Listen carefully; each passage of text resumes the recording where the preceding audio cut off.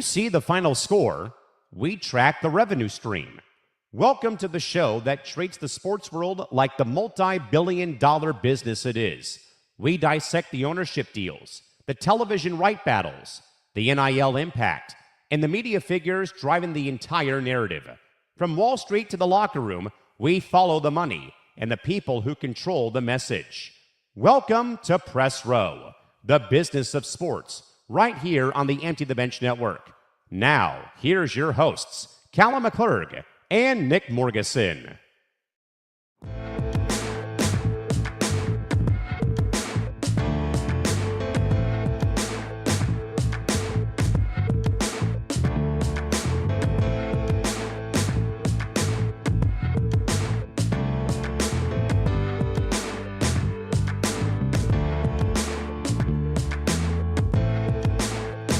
And hello again, my friends. Happy Wednesday. Welcome to the end of April, if you can already believe that, on this April 29, 2026. Another live episode of Press Row, taking you on the Grand Circle tour of all things sports business and sports media for this Wednesday, April 29, 2026. He's Nick Morgasen. I'm Callan McClurg, joining today, as always, live and in full on the ETV Network YouTube channel and also across multiple ETV Network Twitter accounts as well. Mr. Morgasen, welcome to the end of April, going into May already. I can't believe our next show is going to be on May 6th next week. I can't believe we're already halfway through this year, if not close enough to it, though, here on this April 29th here this afternoon.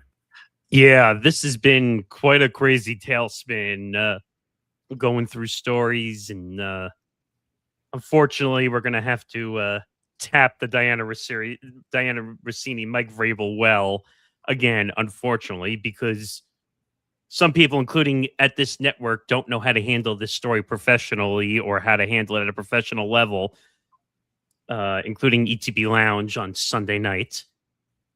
But we'll get to that at the end of hour one. But if you like what you're watching, you like what we do on this show, make sure you follow us across social media at Press Row ETB, across all social media platforms, Twitter, Instagram, when TikTok decides to behave, at Press Row ETB.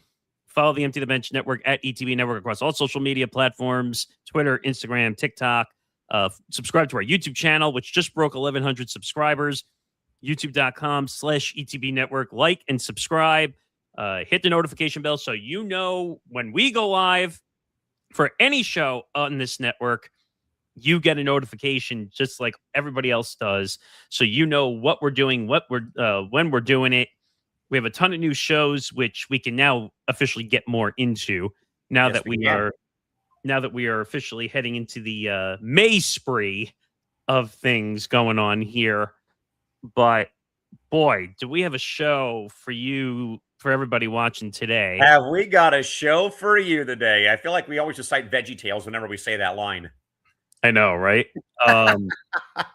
But like I said, unfortunately, we have to get into the beast of Diana Russini and this whole nonsense over and over again, because it just doesn't freaking stop, for crying out loud. And unfortunately, some people on our network don't know how to handle this story properly. And usually I don't do call outs on this show from our own network. But I got severely frustrated on Sunday night. I was actually on the episode of ETV Lounge on Sunday night. And I think Callan and I today are going to have to give a lesson on legal etiquette and legalities when it comes to how to handle a story when it comes to allegations of cheating and infidelity, and whether there should be punishments, whether there's code of conduct rules that need to be taken into account. Because for people who didn't watch on Sunday, and if you want to watch ETB Lounge, it's every Sunday from 8 p.m. to 11 p.m. Eastern. I was upset. I was enraged during the ETB Lounge. Callan knows it. We discussed it afterwards.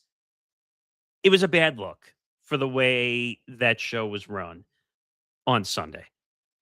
And I'll save the end of the hour because we are going to do that. But we are, and by the way, if you're wondering, we are an hour later today, so we will be going till 6 p.m. Eastern Time, 3 p.m. Pacific.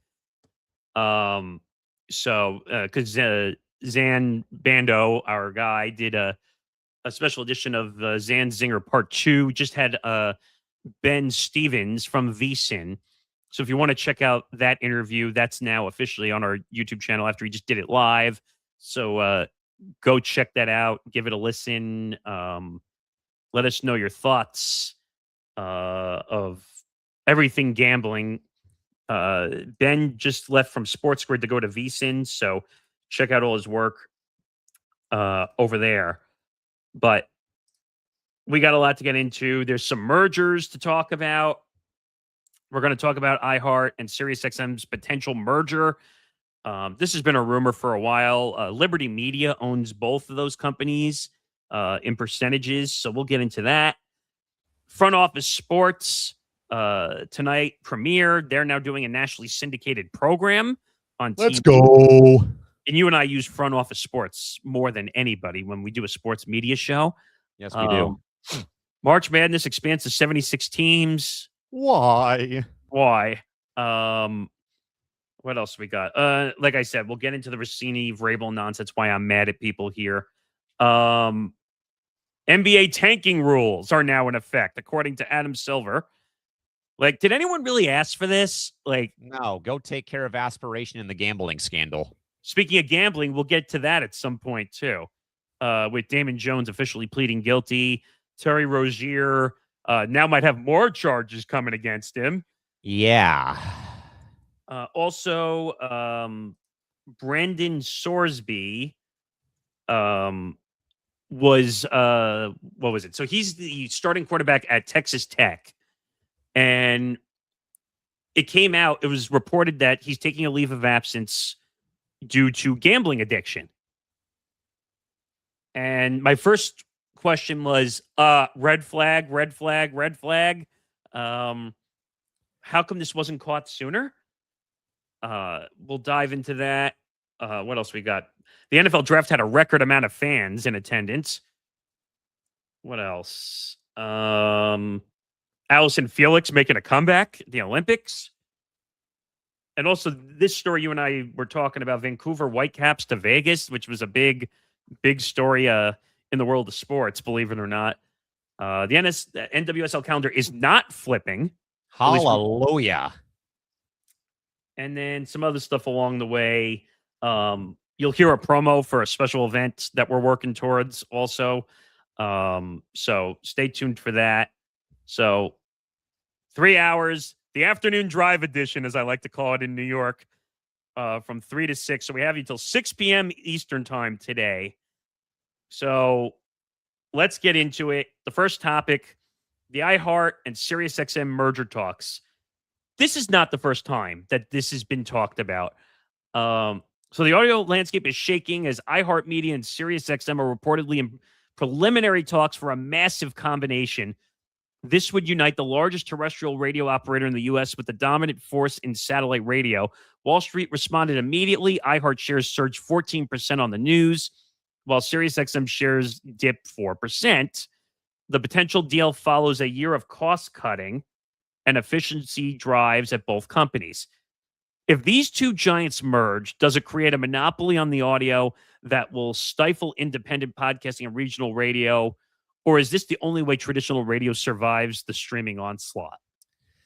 Tough to gauge, I'd say, Nick, as we get the show going here. Now, again, this is not the first time we've heard about potential mergers of iHeart and Sirius or what have you. But it is, though, I think, Nick, just where I think the industry has gone. And I would actually like to hear more. Do you happen to know, by the way, who owns Nick DiMartino's station in Jersey? Well, you're talking. Well, he works for Fox News Radio. That's a national distribution. Okay, so I was just kind of wondering, like, how would that affect people like that? Because, you know, we even, Nick, heard a very interesting story late Tuesday night that there's talk of a fourth LA-based sports talk station on KNX 97.1, which, again, KNX has been a legendary news talk station in the greater Los Angeles metro area for, I'd say 3 to 5 decades, if not Just like longer. CBS, just like WCBS before it went out of business here. Yeah.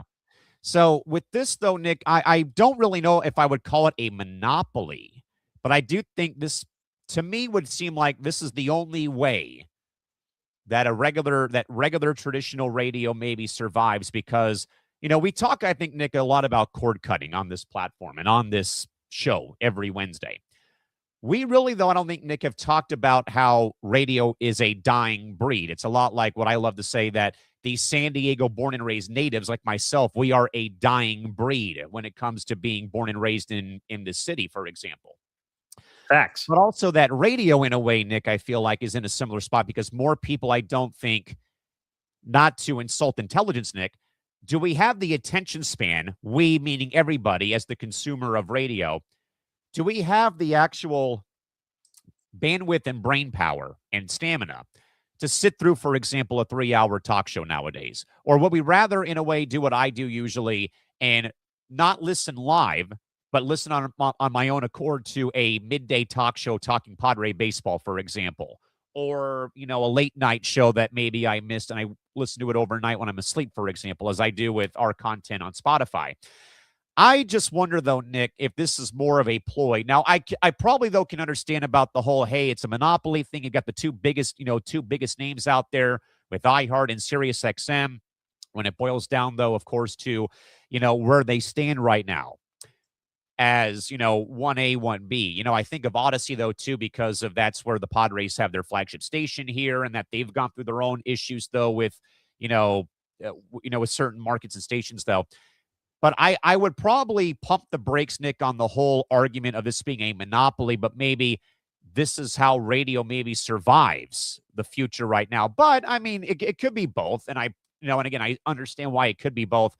But I just think, though, do we have the attention span, though, to listen to a 3-hour sports talk show? Or I would even say, Nick, sadly, listen to the same top 40 songs, when we're listening on FM for music, for example, where you can just go and listen to your Spotify playlist. Well, that's true, but unfortunately, this is a monopoly.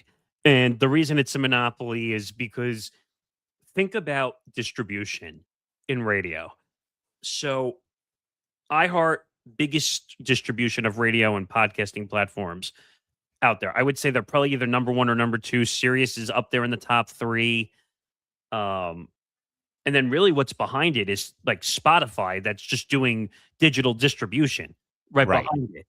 So what happens is if iHeart and Sirius pull together, you're taking the competition out.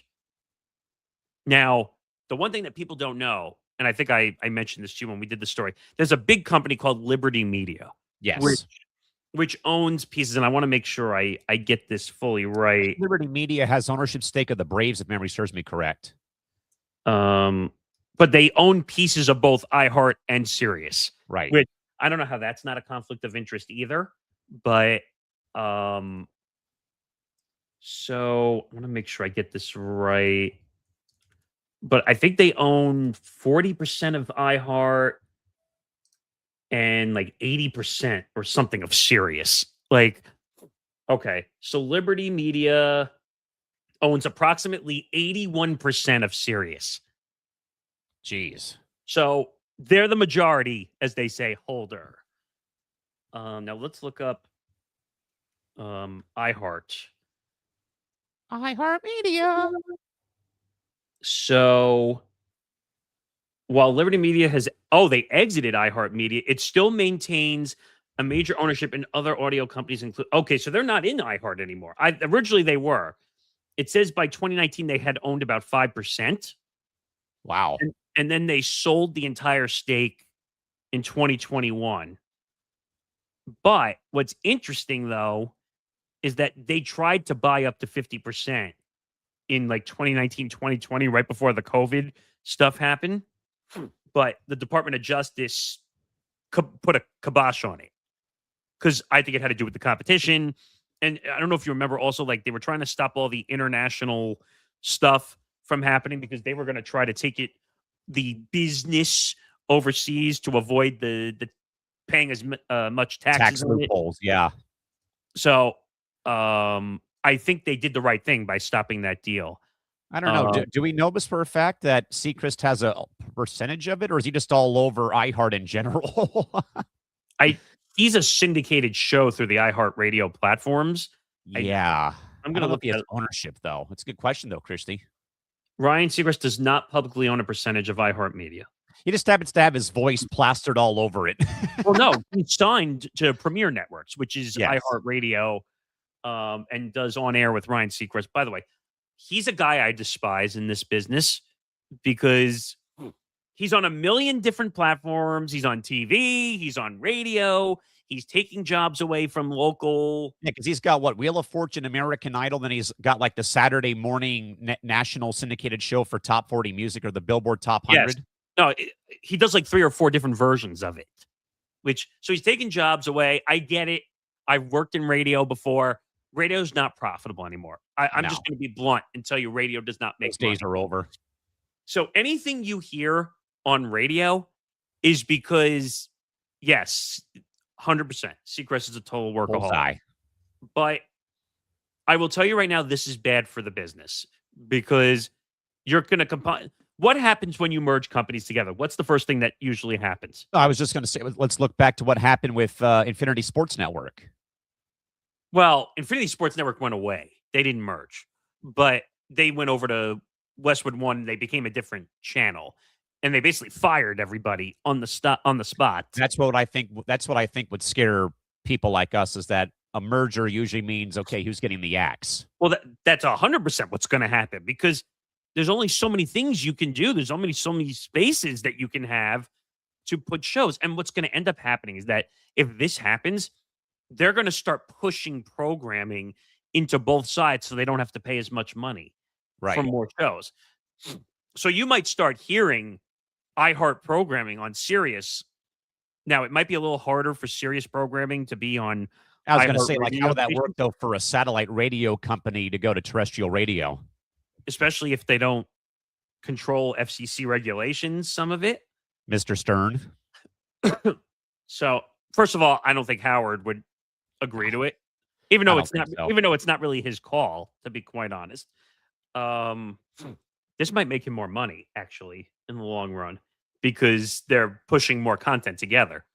Now, the real secret behind this deal, if it happens, they want all the podcasting that iHeart has. They want to bring that even more into the Sirius distribution because they paid a lot of money for like the Call Her Daddies, like the Alex Cooper we were just talking about, or Conan O'Brien has a channel, or Sebastian Maniscalco, who they just brought to Sirius. Mad Dog Radio. Mad Dog, well, that's a regular channel, but their whole thing is names. That's all they care about. Sirius is about names, and that's cost them a few times because does anyone listen to Kevin Hart's channel on SiriusXM? I bet you most people didn't even know Kevin Hart had a channel on SiriusXM. I don't like her either, but she is popular. You can't deny it. I was going to say, who's more annoying, Alex Cooper or Kylie? Who'd you say, Kylie Kelsey? Yeah. Kylie Kelsey. Or is it a push? No, I would say Kylie is way more annoying. Alex Cooper is Alex Cooper, okay? Most people don't know her story. She started at Barstool. She did all her stuff. Then the whole thing happened because she used to have a co-host.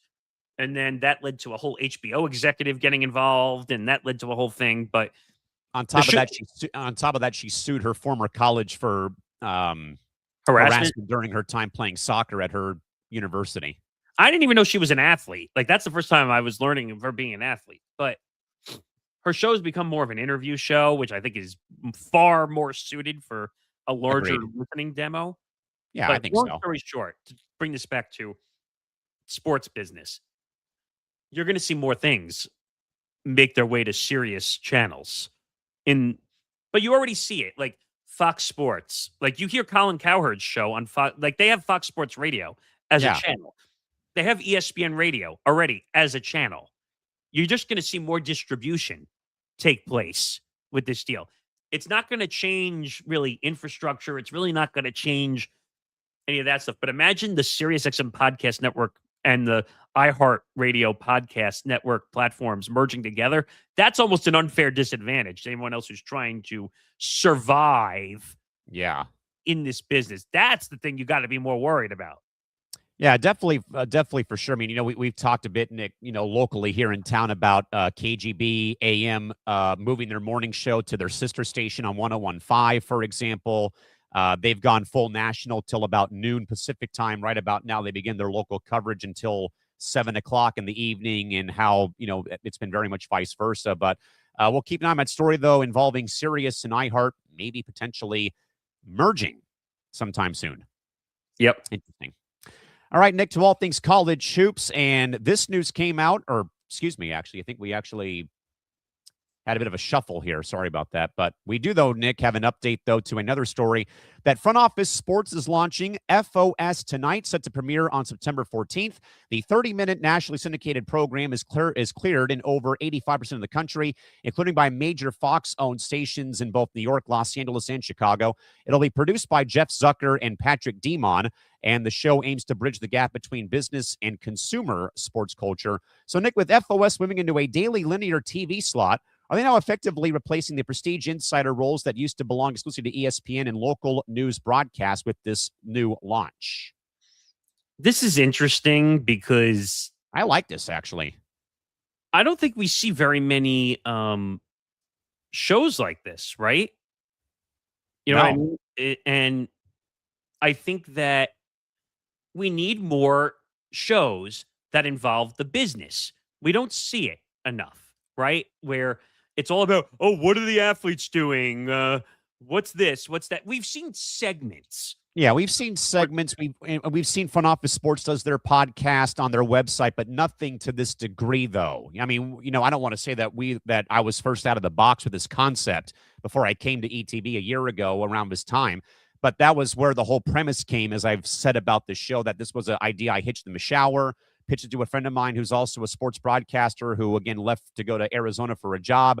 And I did it as a one-man show for about 2 years on a different platform, brought it here, though. And of course, with Nick, we made it into a 3-hour show.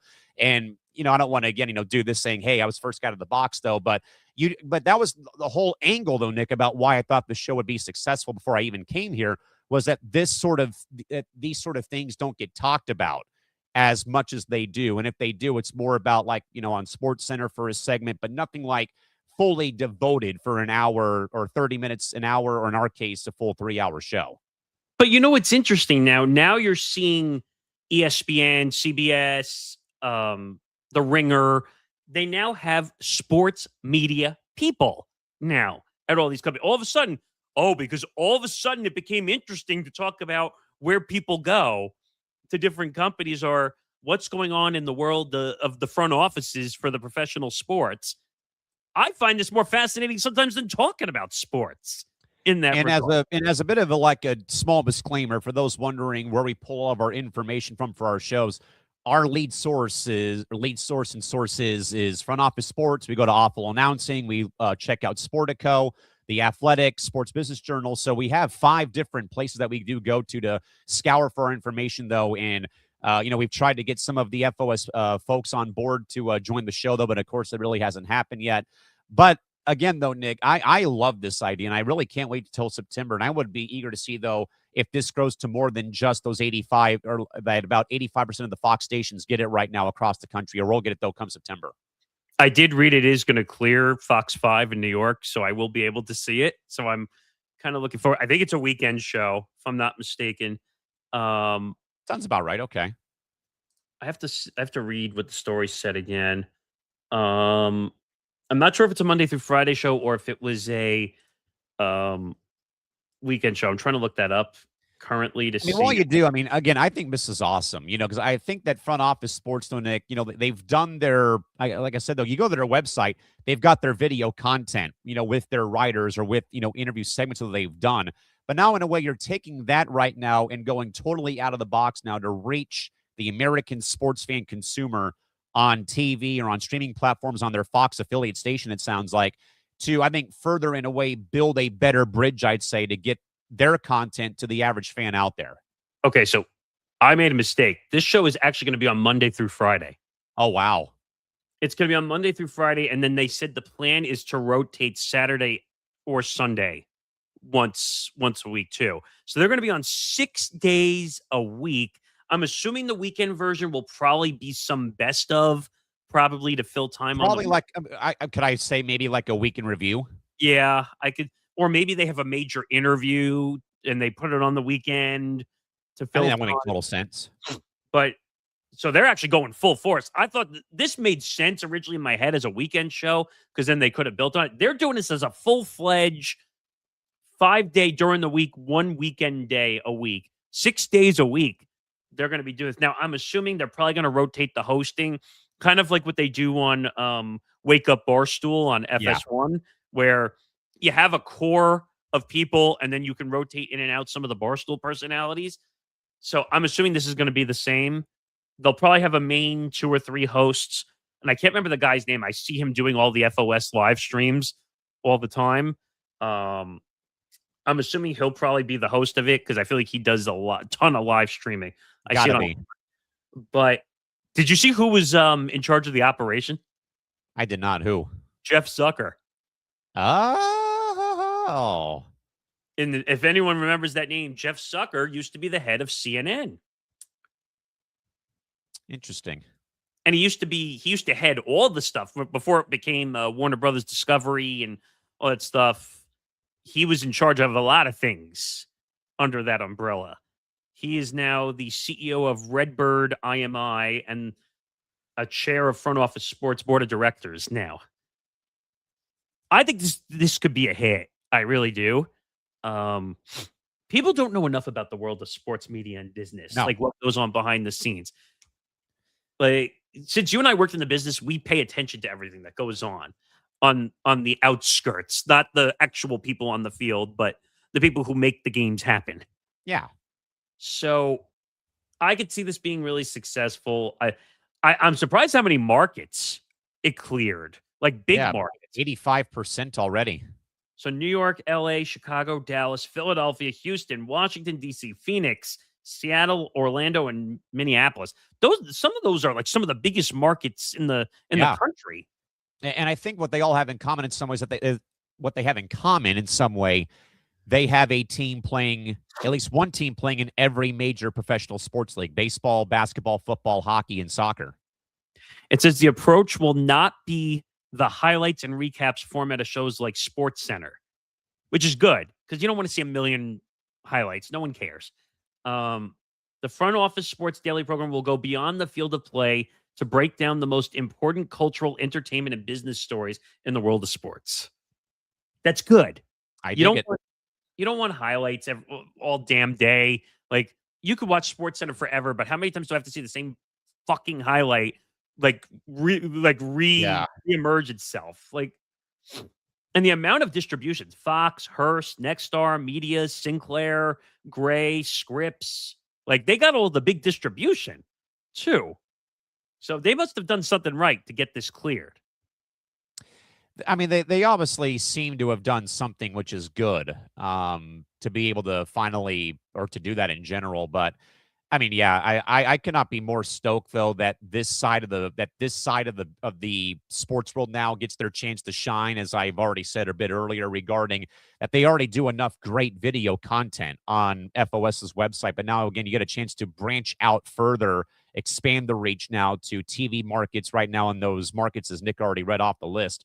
So this, in a way, though, Nick, will only help, I think, really open people's eyes to where the business of sports and media happen. Again, yes, it's maybe weird though, but you know, that was again the whole premise of this exact show before it came to ETB in April of last year, was to, because of my background working in sports announcing and game operations and, you know, being, you know, behind the curtain in a way, was to kind of in a way pull it back in a way to give people more of an insight to where everything is. And we're going on, I think, our 3rd or 4th year in general of this thing being a thing. And now here we are, further growing and, you know, getting 130 people to watch the program on a nice Wednesday afternoon in Southern California, for example. Yeah, I mean, this is great. It's going to be a good show. I think a lot of people are going to watch it because they want to learn how the business works rather than just say, oh well, there's a bunch of morons running around on a field. How did Oh, the man's out of the field. like how did we get to this point? Like we don't know. Like how did these licensee deals happen? Why did this person go to this company? What digital distribution, YouTube distribution, understanding why decisions are made off the field so you can understand why it affects the product on the field. Like people don't understand those moves. They just screen, TV screen, guy hit ball, guy shoot ball. They just don't pay attention. And I think that's just the unfortunate side of the business that people don't pay attention to. Yeah, I But mean, yeah, that went to my point though, about why I even got the idea to launch Press Row with my colleague, who again we were going to do it, then he left to take a job in Phoenix. But that was the whole premise, because him and I, like before I knew Nick, we read front office sports. We would, sit on road trips going to sporting events in Orange County or LA or Vegas, wherever. And we just, sit and talk about our experience in the industry, being announcers, but also reading about the deals being put in place, or, conference realignment, league realignment, all those, details that make the sports world they can make the sports world ugly and beautiful at the same time, though. That was why we got the idea to launch the program. And then that's, again, where we're at today. So shout out to Front Office Sports, though, for now launching their new program, I believe, as they said, and it comes September 14th, I believe, too. yeah, it's going to be early September, at least what it looks like. Before you get to the next story. Oh, boy. From Andrew Marchand, inside Bristol news, which means out of ESPN. ESPN Executive Vice President Dave Roberts is expected to retire soon. Oh, wow.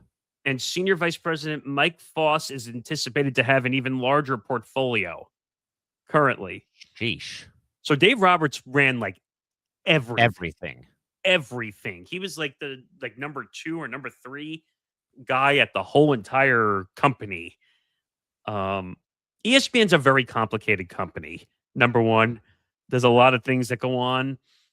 That just broke like barely about a half an hour ago. And piggybacking off of that ESPN story, Nick, we have the other one that broke this morning. ESPN is basically, I think, buying out the CW sports portfolio to add it to ESPN Unlimited. Well, for the app side, like the stuff is still going to air on CW platforms, but if you want to stream it, you have to go on the ESPN app or ESPN Unlimited if you want to watch it. But a lot of things changing at ESPN right now currently. Josh DeMarco, who's now the new CEO because of why am I forgetting his name? Just stepped down again. Bob Iger stepped down again. Josh Giarmo takes over as the head now of the Disney company in general, as away from being in the theme park division of the company. Geez, how long does this last until Bob Iger gets a call again to come back? Give it a year.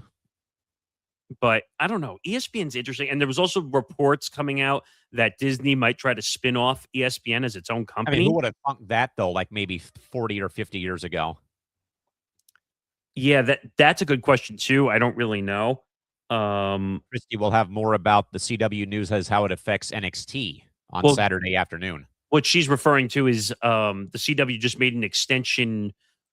Well, actually took over the NXT stuff over at CW. I think 20 PLEs, they said, are going there, or 20 shows are going to be going there. Actually, I think most of the inventory is going to CW for the NXT. So I don't know. I'm not as big on wrestling. You are. She definitely is. So if you want more information, go to watch Between the Ropes on Saturday at 5 p.m. Eastern. You want to catch more on that. All right.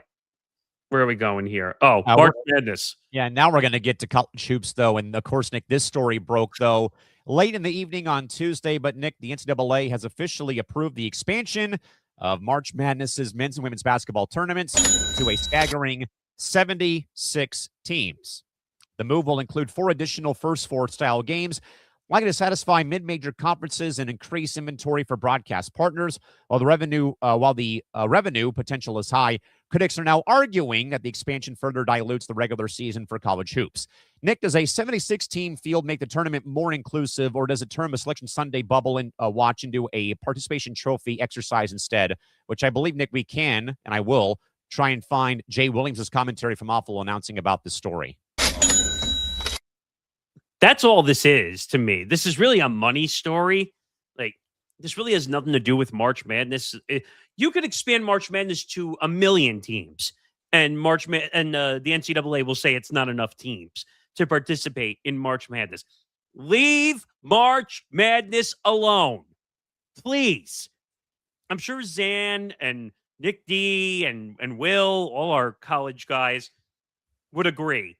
Stop adding teams. It's enough. Like, you agree that we should have left it at the normal number that it originally was at. 100%. What was the original number before they started messing with it? 64, right? Then it went to 68. Now they're talking about 76. They're talking about adding a whole nother round. Yeah. Leave it alone.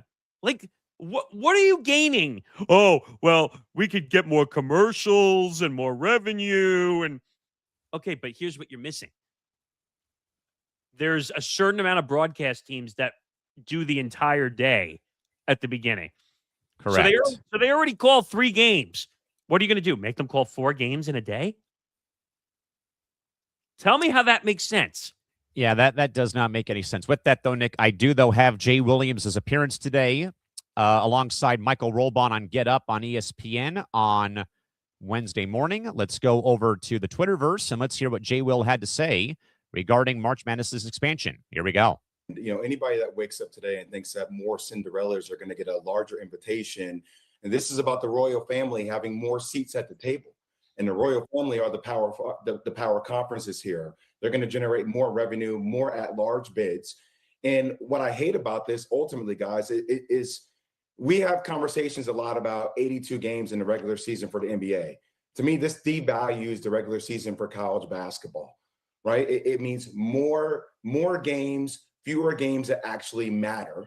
And when you think about it, at the end of the day, more at-large teams are going to get in from power conferences. And Mike, this ultimately leads to a bigger conversation, right? Look at CFP in college football. The last chokehold for college basketball is the NCAA tournament for the NCAA. So they're going to try to drive as much revenue as possible. But look at what we saw with Miami. The ACC, when they got to the CFP, was like, okay, you don't have to distribute that amongst all the teams in the ACC. You keep it. So the NCAA is trying to make the power conferences happy in order to maintain the NCAA tournament. Amen. Because inevitably, guys, the power conferences are going to break away from the NCAA tournament. That is going to happen. You can book that eventually. This is their effort to appease the power conferences. Jay, the only part of it I don't hate is it could wind up with essentially 4 more play-in games. I'm not going to trash that. If it winds up being essentially that they send those teams to Dayton and they give us more games on Tuesday and Wednesday leading up to the Thursday main draw, I can live with it. But you are 1,000% right about what this is. Appeasement. That's it. Go ahead, Jay. Okay. The thing that really bothers me about it, Mike, and I agree with you. Look, it's for media partners, it's cheaper inventory, it's more ad revenue. It's a product that actually, does well when you watch the game on the first couple of days of the tournament. But what I hate about this the most, and it's something, Mike, I know you're going to be on my side, Wilbon, on this one. Everybody doesn't get a damn trophy. Like, we talk about it when it comes to youth sports all the time. I hear parents literally articulate it all the time. No. You didn't come in 3rd, 2nd, or 1st place. You came in 9th place. You don't get a trophy. And what we're doing now is, because it's about ad revenue, it's because it's about we're generating as much revenue as possible, we're saying everybody gets in. What the hell is the point of having a tournament if more teams continue to get in because it's about this? We're not teaching the valuable lessons. We're saying things that we want to teach the youth on one end, but yet we're doing something else on the other. Anybody that So that was Jay Williams with Mike Greenberg and Michael Rolbon on Get Up early on Wednesday morning, talking about the expansion of March Madness to 76 teams, including the fact that there being more play-in games, which, again, Nick, makes it even tougher, I'd say, to get to the final if you are, in fact, in a play-in round, which obviously, we've seen stranger things happen, though. But in a way, it dilutes the product. And, yes, I agree with Jay Will, too. This is not no participation trophy event either, Nick, because I'll tell you this much. In the time I played sports between the late 90s and until 2012, if I end up getting a silver medal, bronze medal, or anything that didn't say number 1, like I'm number 1, guess where those trophies and medals went, my man? They went right into the dumpster. into the landfill, because that's not what we're playing sports for. You're playing to win the game, as your one-time coach Herm Edwards used to say when he coached the Jets, is that you play to win the game. And it just because you get there doesn't mean you get, that you get like a pennant or a banner or a little ribbon to wear on, on your shirt that says that you partook in March Madness, for example. Yeah, and I agree. First of all, if you add another 8 teams, you're cheapening March Madness. They've already cheapened March Madness by adding 4 teams to it, which means that you add these stupid, it's kind of like what the NBA does for the play-in tournament a little bit. Those 4 extra teams go from 64 to 68. I don't like it. I will not watch them. It's 4 crappy teams that don't deserve to be there. Sorry, but it's true. You're wasting announcers' times who have to call these games. And then it kind of screws up the rest of the tournament because you don't know where the announcer assignments are going to go. But you're going to add another 8 teams, which is another round, another 4 games into it. How do you not say it's a cheapened product? It feels like, because now I'm like in my head, I'm thinking, okay, Selection Sunday happens. Does that mean now that we're going to have playing games, 2 games Monday, 2 games Tuesday, 2 games Wednesday? Yeah. 2 games Thursday, then we start the tournament on Friday. Yeah. Because you have to fit the games. How do you fit the games in? Yeah, I agree. Money grab, but also, Nick, this feels like, oof. By the way. Okay. No, good. I'll say that. I was just going to say, I'm just trying to think of like the right words to say here. 76 teams. There's going to be some team that wins a conference tournament, probably, that, much like your alma mater, Nick, who only won the conference tournament because Mercyhurst, I think, was still ineligible to win the tournament because of them doing the transitional gap era, or time, I should say, between D2 or D1 or going full-fledged Division One. Right. Yes, Mr. Mid-Major may over here applaud the fact that maybe another West Coast Conference school makes it in, or a new Pac-12 school makes it, or the Big West gets 2 teams in. Even then, Nick, I hate to say it, but those schools won't stand a chance unless you're Gonzaga, for example, or St. Mary's, maybe. There's another thing that I agree with that Jay Wills said. Enough with the participation trophy crap. I'm done with this. When we grew up and I participated in sports, there was no such thing as, if you didn't make first, second, or third, there was no trophy. Yeah, you didn't get shit. Now, every team gets a trophy, because if we don't give every team a freaking trophy, then you're an asshole. It's a participation trophy now at this point. Let's call it what it is. And let me be very clear about something, okay? I have a niece and a nephew who are right now competing in sports. Yeah. Right now, they really don't do trophies at that age, at 7 and 5. But I don't agree with participation trophies for the 5th, 6th, 7th, 8th, 9th, 10th teams. What is that showing you? That's not teaching you anything. If you want to be a real athlete, all that does is me, I didn't get a trophy for participating. Stupid. And I don't want to see cheapened product. The more and more you add to this, I'm just not going to watch until the actual tournament starts. Can I say I'm a little surprised that it was actually March Madness that bluffed first to expand before the CFP did? Because I think, Nick, that a lot of people were of the belief the CFP will expand first before March Madness would go to 76 teams, yet it's the other way around. I just don't get it. It's 64 teams was plenty. Okay? There was no need to add more teams. Find the 64 best teams to make the bracket. And you have to remember, every team that makes the bracket gets paid. Yeah, they do. Even if they don't win a game, they get paid because they got there. Now, with that, Nick, thanks to our friends at Google Gemini, I asked them, what would a 76-team tournament look like for March Madness based off of the field and bubble that we had this past season?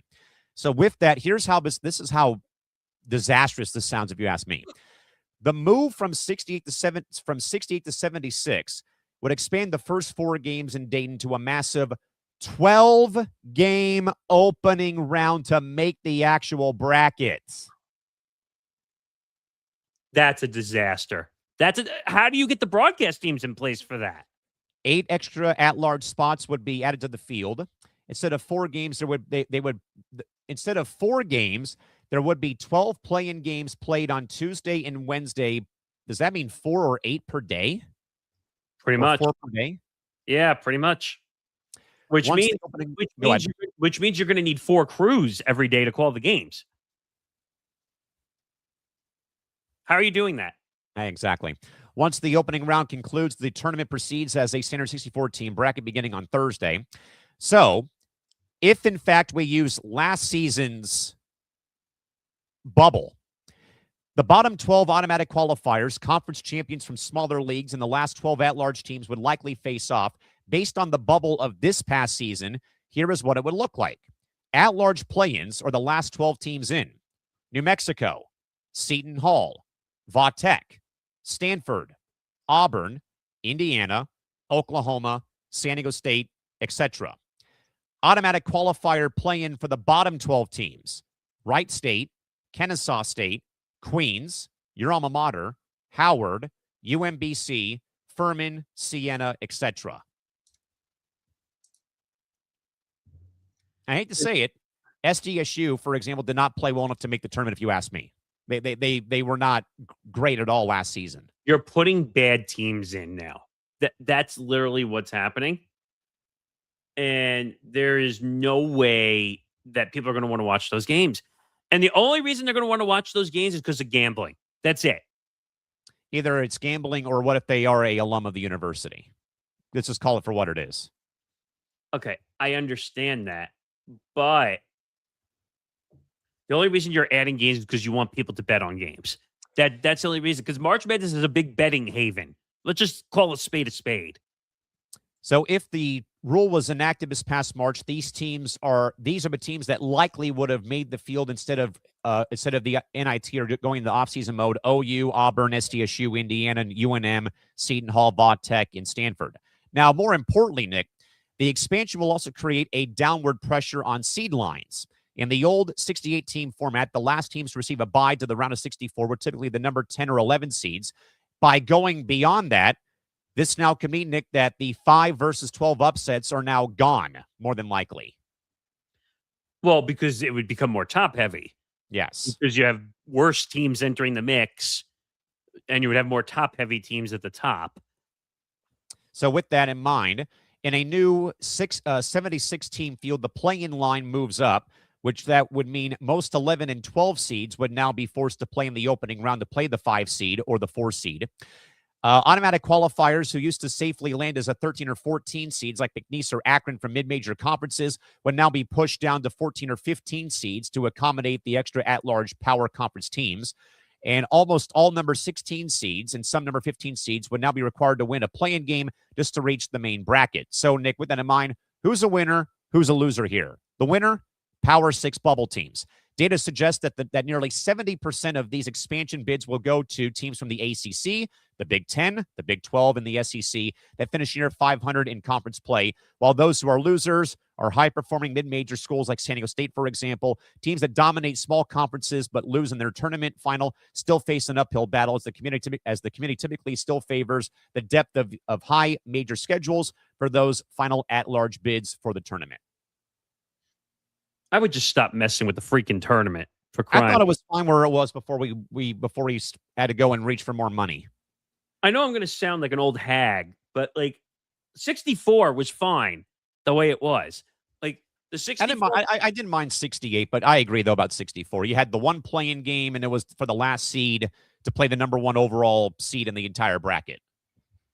It feels kind of like what baseball was stupidly trying to do, and now they got their way because now they have 2 wild card teams playing each other before the actual playoffs get underway. But it feels a little bit more like the NFL. Think about it. Almost half the NFL makes the freaking playoffs. 7 teams. That's a lot of teams. That never was 7 teams for each. 7 teams for each conference make it for the NFL. Yes, that's almost half. Now look at Major League Soccer right now. The top 9 teams make the conference playoffs with 8 versus 9 playing a 1-game wild card to move on to face the top seed. All right, but let's do common math for a second, okay? So 14 teams make it, all right? How many logically teams have the chance to win the Super Bowl? 5? 4 or 5? 6 at most. So it's not even half. They want teams in for media dollars. They don't give two craps if the teams are good and competitive. Yeah, I mean they're looking at mainly just getting, a few extra dollars and cents out of Peacock or Prime Video for a game involving like two woefully bad teams in the NFC South. Well, and also because they can label it a March Madness game. Right. Then they can say, oh, well, we're going to charge higher ticket prices at whatever arena it is, or we're going to charge more for concessions, or I'm going to go put it on StubHub or any other ticket thing and sell it for 10 times the amount of price.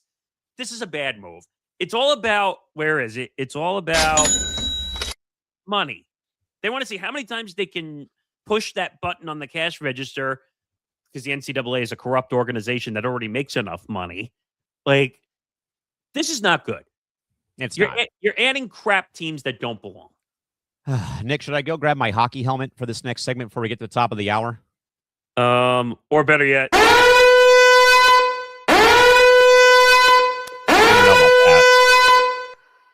take cover.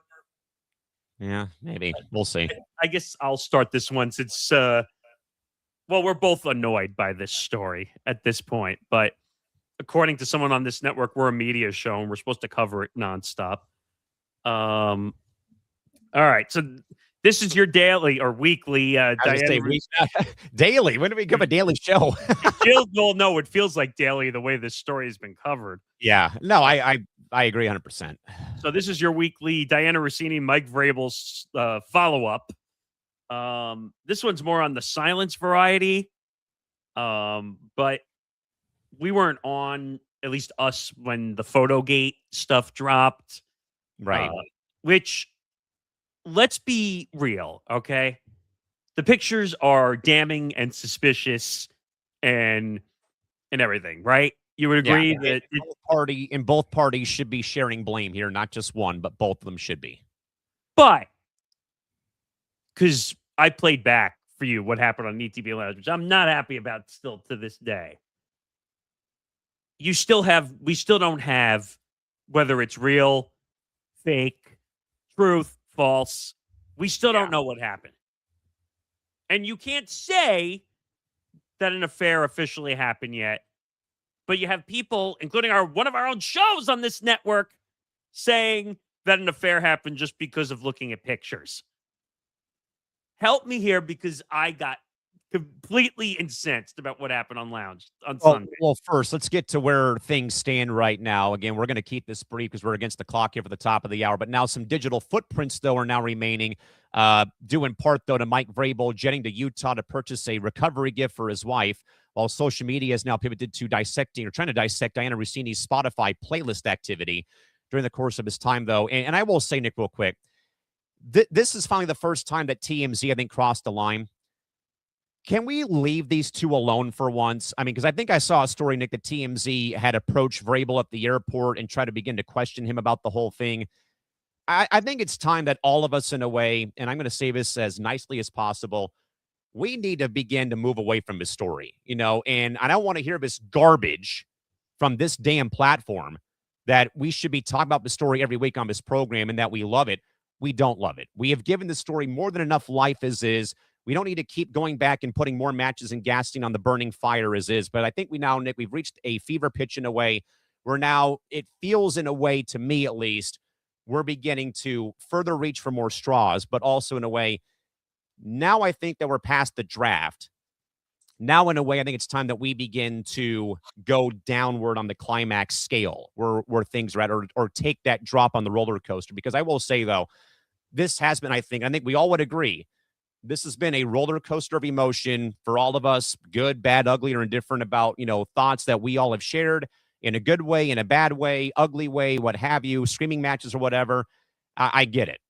I totally understand where everyone's coming from, though, but I do think that we need to be extremely careful with how we have gone about the situation. And again, it's not to say that we're right and other people are wrong, but that there is definitely a bit of a line out there that all of us, and I'm roping us in there too, because we're not also extracted from immunity here. That in a way, we're all getting close to towing that line in the sand in a roundabout way. But now I just think, though, Nick, that now we're tracking Spotify activity. TMZ now is following Mike Vrabel. And I do think, though, and I think that the story was right, though. And his wife. Yeah, following his, the story with his wife, though, and stuff of that nature.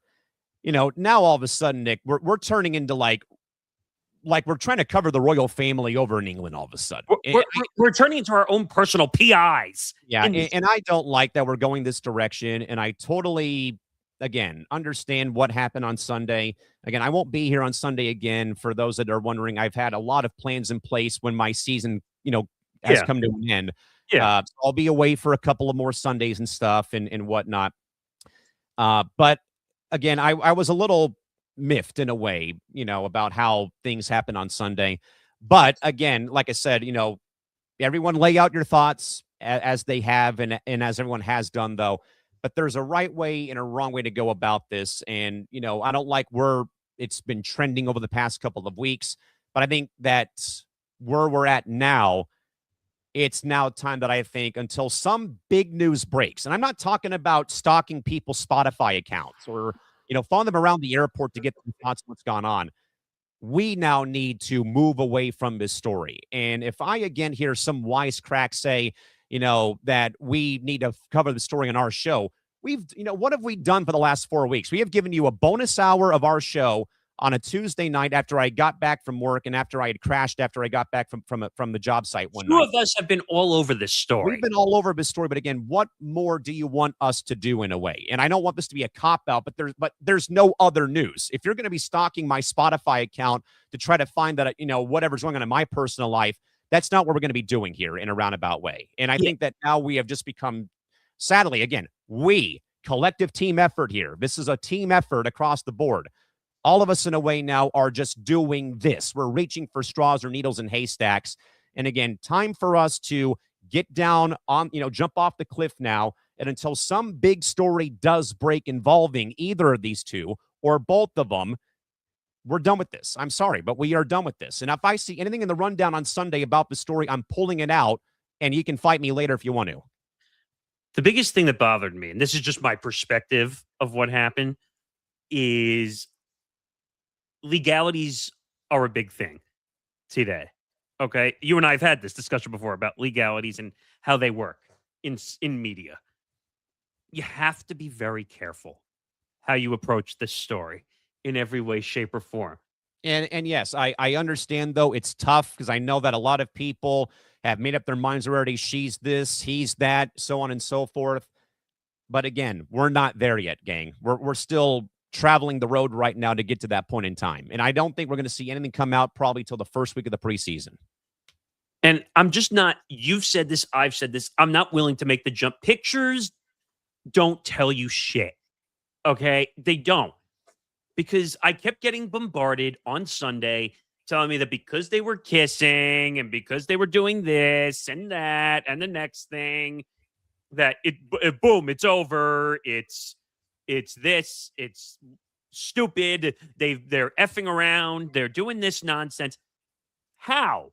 You can't jump to that assumption. And to tell me that you're allowed to have an opinion to say someone has an affair is just, I'm not willing to jump that route. I'm just not. And it bothers me because what happens if people get sued? Say the story's not real. Right. And it comes out and people say she's proven innocent, right? And it was all rumor. How many times have we seen Page Six, which, by the way, Page Six is the one who started most of this nonsense. Mm-hmm. Now, again, they got mad at me on Sunday because I said that it looks suspicious, but I was not willing to make my own judgment on it yet. I think I'm entitled to hold my opinion until I think the evidence is sufficient. Yeah, right? Same here. Absolutely.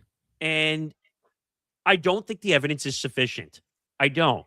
And do you want, you and I agree that them awkwardly one leaving the table first and then one following after, is that creepy and suspicious? It's creepy. It's awkward. And yes, it does raise my eyebrows. There you go. Right. Do we believe that it's creepy that they were hanging out in a hot tub together? Do we believe it's creepy that they were holding hands? Sure. But holding hands doesn't. You and I could be having a handshake and someone could accidentally catch it on camera and make a judgment without even knowing what the context of that handholding or that handshake is.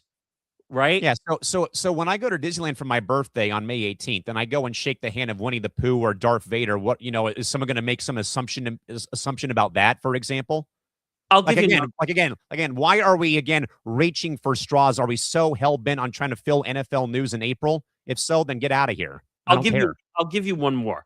Say, because we all have friends that are girls. They don't have to be girlfriends, but they're friends. So say you went to Disney World and you're walking around and like you just happen to be holding a hand of somebody. Right. Okay. Does that mean that you're dating them, have a relationship with them? Does that mean that? No. If you ask Zach Gelb, yeah. Or you ask the morons who are on ETB Lounge on Sunday, they think that that's a relationship and all this nonsense. Trust me. Do I really want to give the air more of this story to hear? No, but I have to address it because there are morons on ETB Lounge who don't understand legal precedent of what this story could cause. And I'm telling you right now, if I get a legal notice to this network, I'm handing it to them and I'm saying, you deal with it. Because I worked in political talk radio. Okay. I had to learn very quick early on that I had 3 or 4 sources to protect everything I was looking up. Right. They don't have 3 or 4 sources to back up what they're doing. It's all this. Let me pull it out of my head and talk about it. I'm done with this story. You're done with this story. Unless we get news that says the affair has come out and it's confirmed. Let me be very clear about that too. If it's come out that they both talked and that they have a press conference, that's probably when you'll hear us talking about this next. Okay? Because I didn't want to talk about it on Lounge on Sunday. When I saw it in the rundown, I was dreading that topic. But because he's in charge of the show, that's where the topic went. All right. Enough of this topic. Should we take a small commercial-ish break here? Yeah, let's get to our weekly update.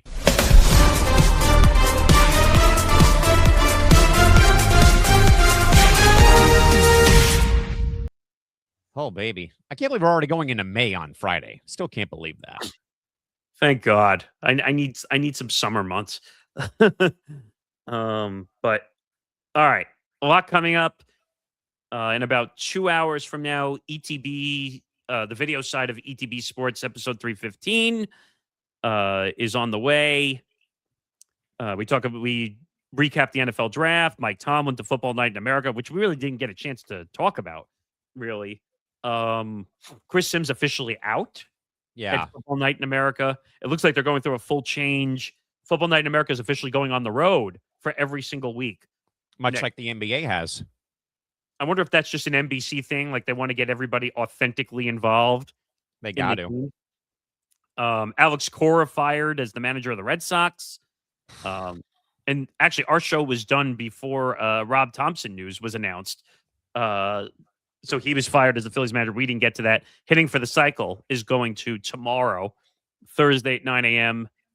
Full show for them, too, I think, with a full panel. That'll be great. Yeah, full show. Also, Zan and I talked about the NBA playoffs. A lot of interesting upset potentials in the NBA playoffs. Orlando, Detroit. Yeah, and then we get into Dana White at the White House Correspondents' Dinner, which is a little... Yikes. Not ducking when the shooter and the Secret Service were running around. So don't miss that. Still working on MTGP. We don't know where that's going to air because right now there's some scheduling snafus going on. I heard that might air tonight. I don't know. I did also chuckle about that. They put a clip out from their show about Russini and Vrabel. Then in the premise, he says the timing, was off. And I even commented, why can't this show catch any luck when it comes to this story? All or just any story in general. Like I think they were recording her on the air, and some big Hubert Davis got fired, and they had to throw their show up into the air like we did when the gambling scandal broke out back in October. Nick D said that Hubert Davis was on the hot seat. No one expected him to be fired. But that show's probably going to become live starting next week, fully live on Thursdays. So just be aware of that. What else? We have some new shows. I'll probably save I'll save the new shows for the next break, but I do want to get to something that we are working on.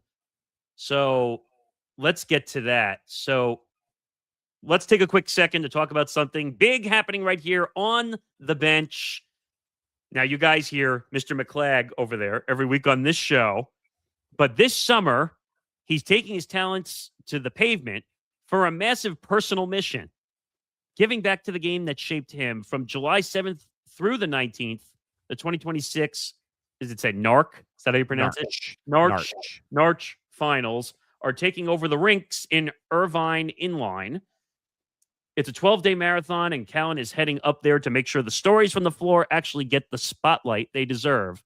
He's bridging that gap between the local San Diego community and the international stage. And here's what he's going to be producing: immersive podcast episodes highlighting the grind and the journeys of our local athletes, real-time digital content, bringing the insights and sounds of the Irvine rinks to your screens instantly, and the Mr. Small Market perspective, bringing the trademark professional polish to his Substack recaps to elevate the entire sport. To make this 12-day coverage mission happen with the expertise and historical perspective Callan brings to everything he does, we're asking for your support. Head over to GoFundMe and search for Callan McClurg's NARC 2026 media mission. Every bit helps us document the 2026 championships the right way. Help my co-hosts get to Irvine and give these athletes the coverage they've earned. And for the first time on this show, if you look in the top left corner, there is Nick's head. There is a QR code, and you're going to see more QR codes. We're going to get into that for a bunch of our shows. If you want the GoFundMe, let me make sure it still works. It should. I think I tested it yesterday. Does it still work? It works. It still works. Take a picture or scan. Actually, it's probably scan over the QR code. Scan the QR code with your picture taking with your camera or your QR reader, whatever you got. And it'll take you directly to the GoFundMe. I don't know if you can show it or just so people can see. Let me get there, actually. I'll pull up here real quick for you. Give me like 30 seconds. But when you scan the QR code, it'll take you to the GoFundMe page. And where are we at currently? We are 25% of the way to our initial goal right now as it stands. So there you go. That's what it looks like. So there it is. There's the GoFundMe mission. So part of that will be for some stuff he's doing. Some of it will be under the ETB Small Market Edition episodes that we are producing. Some other stuff for social medias across some of the different shows you're doing. We'll put it there. So go check it out. It's a good cause. 25% of the way to the initial goal, which is 1,600. What do we need to get to? 5,000 was the goal. Correct. So, and what was the number? 355, you said? Yeah. So we're $355 in. Help the cause. Scan the QR code up in the top left corner. And help the cause out so we can do some good content down at the Irvine Inline. Yeah, just up the freeway from me, and I'm looking forward to it. I went to the event last year, and I told Nick, this would be great to be able to come and check it out for a bit longer than just the one day I was able to get up there, but it was great. Again, I literally couldn't walk 20 feet without somebody stopping me and saying, how you doing, what's going on. I was actually shooting content for the commissioner of the hockey league I work for. He was coaching an all-women's team led by our good friend Blake Bolden from ESPN, who got a team together of her friends and some former Division I stars who played the game at a high level, and they got all the way to the final but lost to a really good team who plays out of West Covina, California. So it's a great event. They got 3 rinks there, so every rink is jammed from like 7 a.m. till 11 o'clock at night. So I don't think I'll be there all like from that whole time, but it'll be a good like 8-hour day that I'll be there getting content and providing updates on certain players, certain teams that are, locally here from town, from San Diego. And of course, we'll try to get some of the big names to join the program too. So again, find the QR code in the top left corner of your screen. Yeah, and you'll start seeing some more QR codes for our shows, because QR codes are interesting in a lot of ways. Like in a way we can actually thank COVID for something because of QR codes, believe it or not. It helped in some abilities. So we'll put that up at the end of every hour just so people can see it. If you want to just show everybody that we have a QR code for our network. Yes, we do, actually, as a matter of fact. Let me go and find it real quick. And you can also click that one and subscribe to our YouTube channel. So we'll leave that one up so you can find our network in case you're on your phone and you're watching on Twitter or you're watching wherever you are. You can just literally go there and it'll take you to our YouTube channel to subscribe. So go check that out. All right. Hour number 2. And this one, Nick, is a massive tragedy for those wondering. But first, let's hold off on that one. Let's, Nick, get to this one that also broke last night. The NBA has now reportedly disclosed a radical new anti-tanking reform to their 30-team GMs termed the 3-2-1 lottery system. Set for a formal vote by the end of May, the proposal will now expand the draft lottery to 16 teams and then introduce a draft relegation zone, much like European soccer has in the table for standings. The 3 teams with the worst records would actually be penalized by having lottery balls taken away from them, lowering their odds for the top overall pick to just over 5.4%. And furthermore, teams would also be prohibited from winning back-to-back number 1 picks or securing 3 consecutive top 5 selections. So, Nick, does the new relegation zone finally solve the tanking epidemic, or will it simply trap struggling franchises like the Nets or Wizards in a cycle of mediocrity by stopping them from drafting the generational talent they need to recover and get back on track? What the hell are we doing here, my friend? Heartless, gutless, fucking shit, most godless, fucking gutless, fucking team. That's literally what's going on in my head right now, trying to oh my gosh, understand what the hell is going on in the NBA right now currently. Stop messing with the draft. Some of these teams stink. Okay? Do I really need to go to the standings for this season to prove to you how bad some of these teams actually were? Well, you can start with the Brooklyn Nets. I mean, the Nets were not the worst team in the NBA, though. Indiana, a one-off because of no Halliburton, as we said. The Wizards are always bad, as DeMar and I said on MTGP last month or a couple months ago. The Wizards are a shit show. Okay? Always have been, always will be. So until they figure out how the hell they're gonna need a 5-year plan, but according to the NBA, you can't do 5-year plans anymore, because you can't have the number 1 overall pick in consecutive years, and you can't have a top 5 pick for 3 consecutive years. All right. This is like blowing my mind right now, the amount of rules that they're trying to put in. I mean, you were reading to me last night. I'm like, huh? I was beyond like confused about the new system. I'm trying to find here it is. Just trying to read through this, you and I needed a roadmap to get back to the center. Like that's the 3-2-1 lottery proposal, named to represent the number of lottery balls per team, would expand the lottery from 14 to 16. Teams that do not qualify for the playoffs or play in tournament but stay out of the relegation zone. So now we have a relegation zone. Spots 4 through 10 would receive 3 lottery balls each.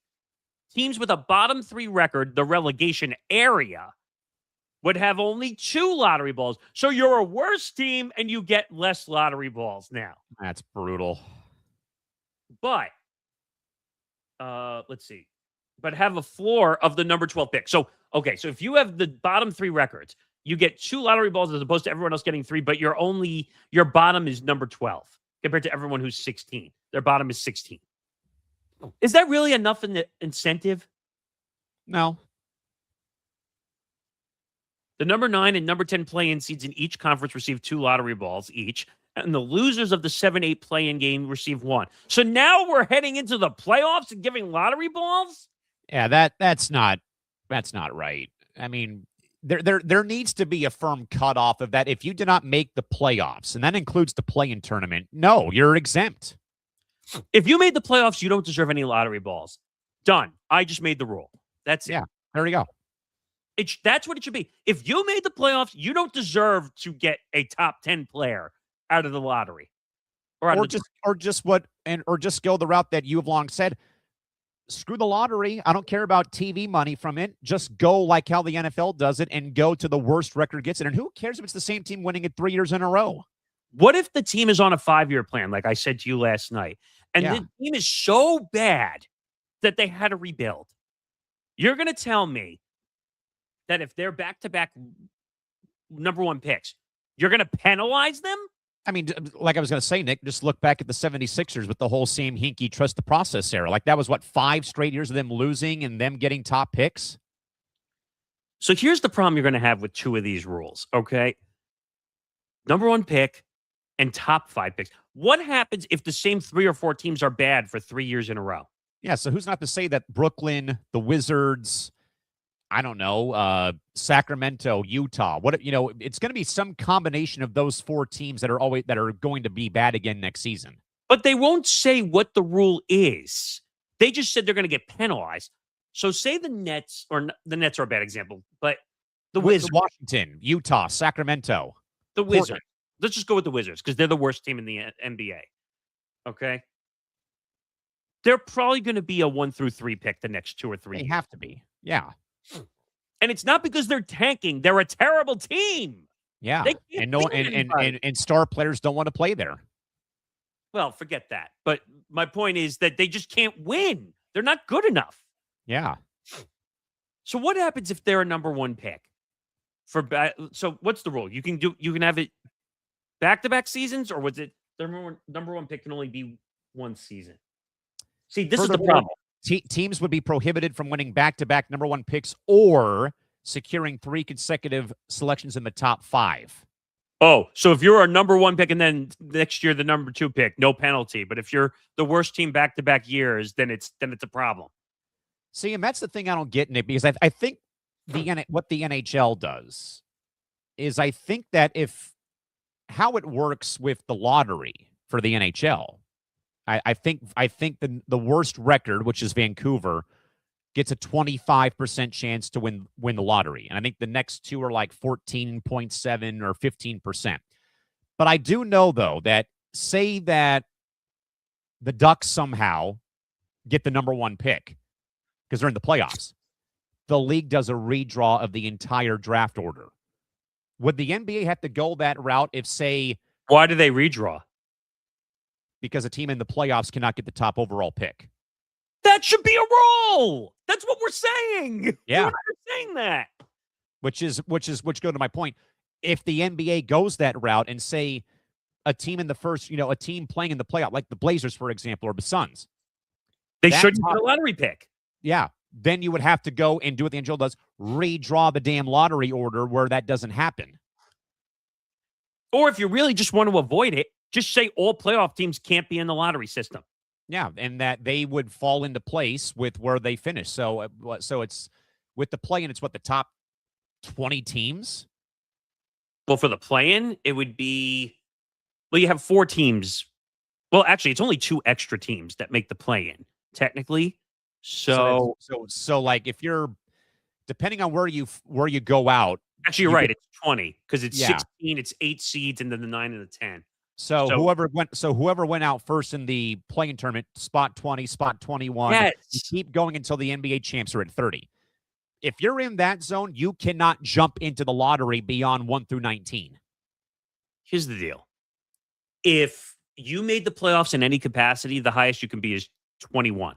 Yeah, even if you were in the plane and you got knocked out in round 1, for example, then the highest you can be is 20 or 21. Yeah. No, is it 20 or 21? 20. 20. The highest you can be is 20 is if you made the playoffs. Don't bitch. Don't moan. I really don't care. You made the playoffs. You earn the money from being in the playoffs. You don't deserve to benefit from the lottery. I agree. 100%. Even the play-in. And people are going to say, but Nick, the play-in is only this amount of games and blah, blah. I don't care. Is the play-in part of the playoffs? Yes. It is. It is. It's called the NBA play-in tournament, right? Presented by AT&T. 20 is the highest you can be if you make the playoffs. That's how you would solve this whole thing. And by the way, you want to go a step further and make sure this doesn't happen? No more trades being involved to jump into the lottery. Interesting. How far would you go when it comes to the whole protected pick thing, though, too? Personally, I don't like the whole protected pick. I think it's just, to me, it just adds a wrinkle of confusion. A draft pick is a draft pick. I don't care if it's in the top 5, the top 10. It's your choice whether you trade it or not. That's it. The only thing that the term protected means is that you'll say, oh, well, I'm sure you've heard this in a trade. Like, if your team drops to this, then the protected pick, terminology goes away and you get that pick. Yeah, Just so stop. the Ducks and Capitals made a trade at the NHL trade deadline where the Ducks got John Carlson and sent them a second round pick, I believe, or 2 picks, I think, for next year and the year after. And much like that, Nick, it depended on where the Ducks finished in the standings. They were the third, they're the number 3 team in the Pacific Division. So one of those picks, I think, became a certain round pick, though, because they made the playoffs and they were this seed. Yes. Simple as that. And that's what it should be. We're complicating this too much. And I kind of like that redraft rule. Think about the Mavs from last year.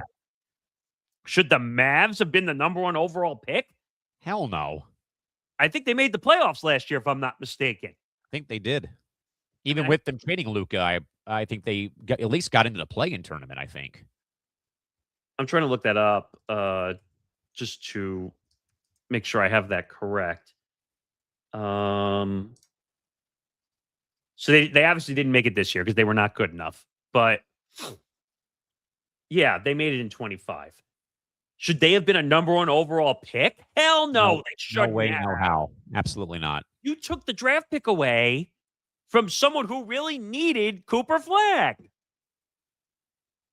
And think about this. When Kyrie Irving comes back, that's going to be a dominant team. I mean, I was going to say, what about the conspiracy theory about, it was a handout for them trading Luka that they got the number 1 pick? Oh, bullshit. Just saying. You know what's floating out there somewhere. I'm tired of the NBA draft. To be honest, if it wasn't on TV, they wouldn't be going through all this nonsense either. Exactly, but it's a televised spectacle, sadly. Who gives a crap? The reason the NFL draft is a TV thing is because it's a massive thing and they don't fuck with the draft order. Yeah, Okay? I mean, it's been that way ever since, where it's the last, worst team, number 1 pick, and everyone goes in order by the inverse order of the standings. Do you remember that whole weird thing? I don't know if ESPN did a 30 for 30 special on the NBA draft with the envelopes. They had that incident with the envelopes. Not that I recall, but I do know that we have a benchmarks episode about that I think Tom and Johnny are going to do about Patrick Ewing in 85 with the whole debacle there.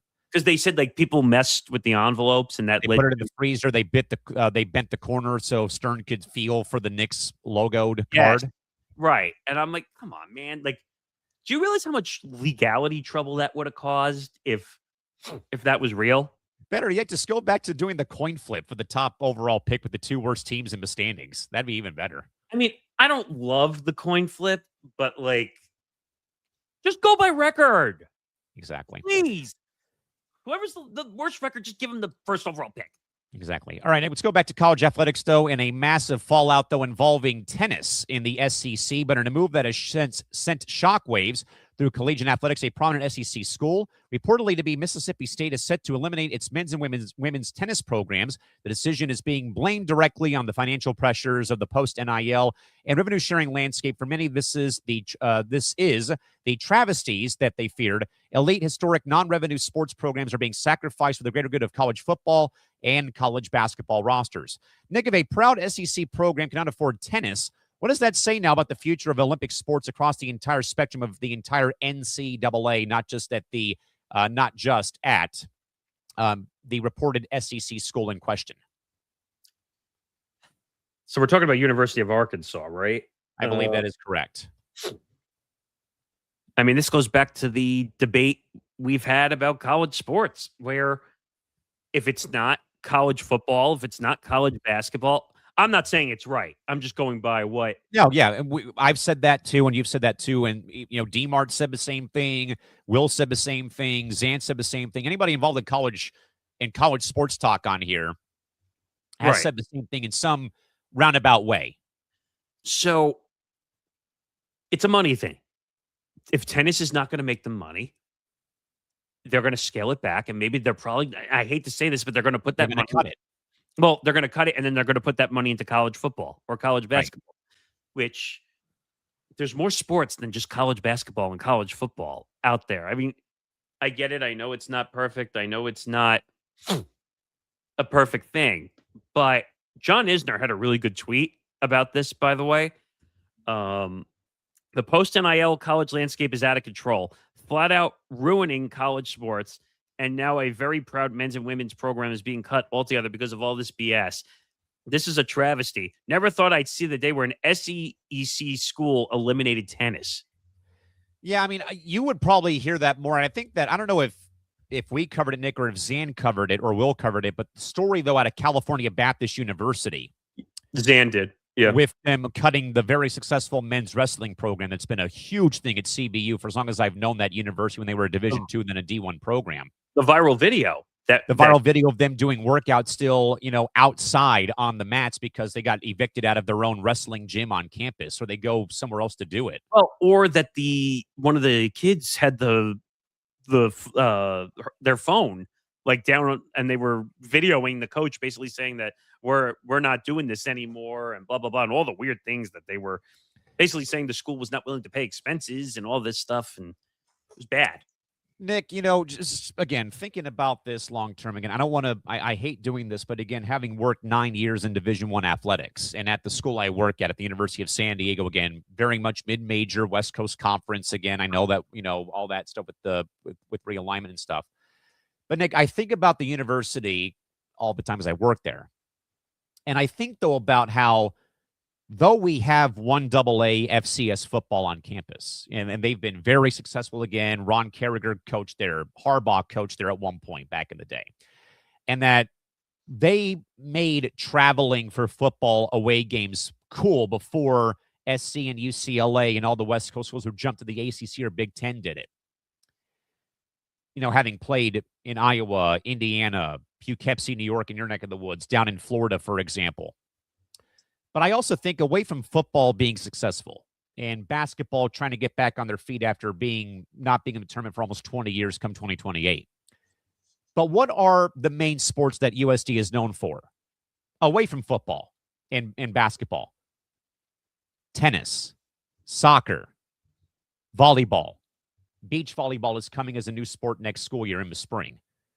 That we're known for things that aren't, again, the big draw sports on a bigger campus like Bama or a Arkansas, for example. And I understand that whole thing when it comes to those sort of, hey, priorities are different where I live as opposed to where you live, for example, when it comes to the big schools. But Nick, like I've said, though, when you start cutting programs like tennis, I could not fathom that if the University of San Diego somehow, some way, Nick, cuts the men's tennis program, for example. Our men's tennis team, Nick, has won 5 consecutive conference championships, and they're hosting Friday for the D1 tournament as a 15 seed. They're hosting. If you wiped out a program that won 5 consecutive conference tournaments, or conference titles, I should say, and I've worked with them for a couple of times, man, college tennis is a whole different animal when it comes to how it is. You've had your own experiences a little bit though with it, but it's a different ball game. I mean, they're loud, they're arrogant in a way. They chant like it's a soccer match, and all that sort of stuff though. If my school cut men's tennis, or if we cut a volleyball program, Nick, that has been the dog of the West Coast Conference for the 9 years I've been there. And I think they've won 5 or 6 titles for the conference. They went to the Final Four about 3 years ago. What that would do for the morale of the university is just beyond me. And I know that we're in this very weird era right now when it comes to programs that aren't on people's radars, except for yours truly, because he works in all these different sports like basketball and volleyball, beach volleyball, tennis, swim and dive, baseball, softball, soccer. That, yeah, they're not the big draw on campus. I get that. And it's a different story, though, from where I work to, somewhere else in California, for example, that, if it's UCLA or USC, hey, all the money goes to basketball and football, especially the football program with them being in the Big Ten. But I think, though, Nick, that when it's an SEC school doing it, that's where I think a lot of people like myself would jump off the ship like, oh, it's all about football and basketball. Like, you guys can't be serious right now. Like, give me a break. But at the end of the day, though, Nick, I really, become more and more fearful as time goes on that there's going to be more news that this happens. I even think, Nick, that I saw a IG story from one of my colleagues who works for the Lake Elsinore Storm. He went to Cal Lutheran, very big school up in SoCal. They just cut their very successful women's lacrosse program yesterday, and they're dropping the program at like a bad hat or bad habit. Logan's sister played at Cal Lu for women's lacrosse, and now they're done playing. So that's where I think, Nick, you enter a gray area when programs are successful. And what we also, Nick, I think left out, though, from the rundown, San Diego State finally had to pay up, Nick, for cutting women's sports during the COVID pandemic. I think they cut women's rowing. They defunded other programs, and they sued for Title IX violations, and they finally got their money long overdue. But now that it's the big bad SEC doing this stuff, I take issue with that across the board, because you should be able to fund everything if you're an SEC juggernaut or SEC school. No excuses to be made here, and I can't believe that this is happening. I get it, but still, come on now. Just because the tennis programs aren't, on the same level of the football program does not mean jack shit to me. I'm sorry. No, I agree with you, but unfortunately, the business of the bottom line doesn't agree with you. Yes, if you know what I mean. Which I understand. I get it, but I'm with you. Like, I feel like all sports should have their fair shares when it comes to being competitive and being able to survive. Everyone, or as they say, everyone should be able to eat, as they say. But unfortunately, sports like tennis and rowing and equestrian and track and field, wrestling, swim and dive, lacrosse. Unfortunately, the money's not there anymore. Or actually, let me rephrase that. It's not that the money is not there. It's that they're so worried about the financing and the bottom line that college football and college basketball bring in, that it's almost that they don't see the wherewithal or the value of the smaller sports when they could be making more money on the college footballs or the college basketballs. Correct. Or in some instances on the women's side, gymnastics. Like the University of Utah has a very successful women's gymnastics program at Utah. I'll give you another one. Like, I saw on the weekend that they were airing gymnastics on ABC. Yeah, prime time. And I was like, whoa. Like, that was a first for me that I saw that on ABC, unless they were using it as fill programming, but on ABC, I mean, it could have been, but I've seen it like on the SEC network, ACC network, or on ESPNU. Yeah, but that makes sense because those are college networks. This was on this was on lead ABC networks. And I was like, wow. I said that's a little bit of a different change up right there. But unless it's those three, everything else is going to get kind of decommissioned, right? Almost. Because the schools, unfortunately, schools don't care if students are happy. And I know that's going to. I'd say more nowadays, Nick, than probably the last 20 years. Yeah, I mean, it really took place in the last 5 to 7 years, though. Like when NIL officially came in the picture, I had a feeling that was going to put a kibosh on all the smaller sports because they need the NIL money for college football and college basketball. And some of the money that they're giving out as NIL to college football players. It's disgusting. Go ask Carson Beck how he made out before he got drafted by the Cardinals. But I was going to say, go and ask Bryce Underwood, like what, $13 million in NIL based off of Portnoy getting in there or something like that? Well, they had, I forgot the guy's name. He's like the richest guy, second richest guy. Ellison, I think is the guy's name. Yeah. The billionaire or whatever. Yeah. Who basically could buy and sell everybody if he wanted to. The guy's going to be a freaking millionaire before he even gets to the NFL draft. Which is just crazy to think. You remember years ago that you had to work your ass off to get to the NFL draft so you could make the millions of dollars? Precisely. These athletes are almost too comfortable heading into the NFL draft because they've already made $5 million, $7 million, $13 million. Bryce Underwood. These guys have agents in college sports. Never would have thought we'd be saying that, but here we are. That's why some of these players have ego problems heading into the NFL draft because they no longer have to do their own bidding. Or as you said on ETB Sports, it's jackass syndrome. It is jackass syndrome. Diego Pavia. And we don't even have time to get to that today. I mean, maybe at the end we will. But Diego Pavia, it just came out like an hour or so ago that apparently like a week before the draft, he was out at a strip club partying away, and the Ravens just gave him a 3-year deal. Oh, sounds like some quarterback you'll hear that played in San Diego in a couple of weeks on Small Market Edition. I want to take a giant leaf blower to Diego Pavia.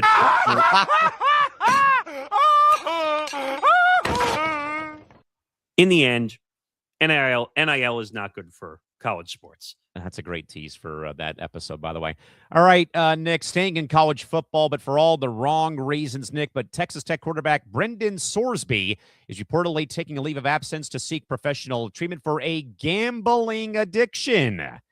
This is coming. This comes amid a nationwide spike in athlete-related gambling infractions. With the Red Raiders program is offering full support, emphasizing that mental health and recovery are his priorities. But Nick, as sportsbooks now become the primary funders of college athletics, how does the NCAA, though, balance its gambling revenue with the duty to protect the very athletes who are being targeted by that same exact industry?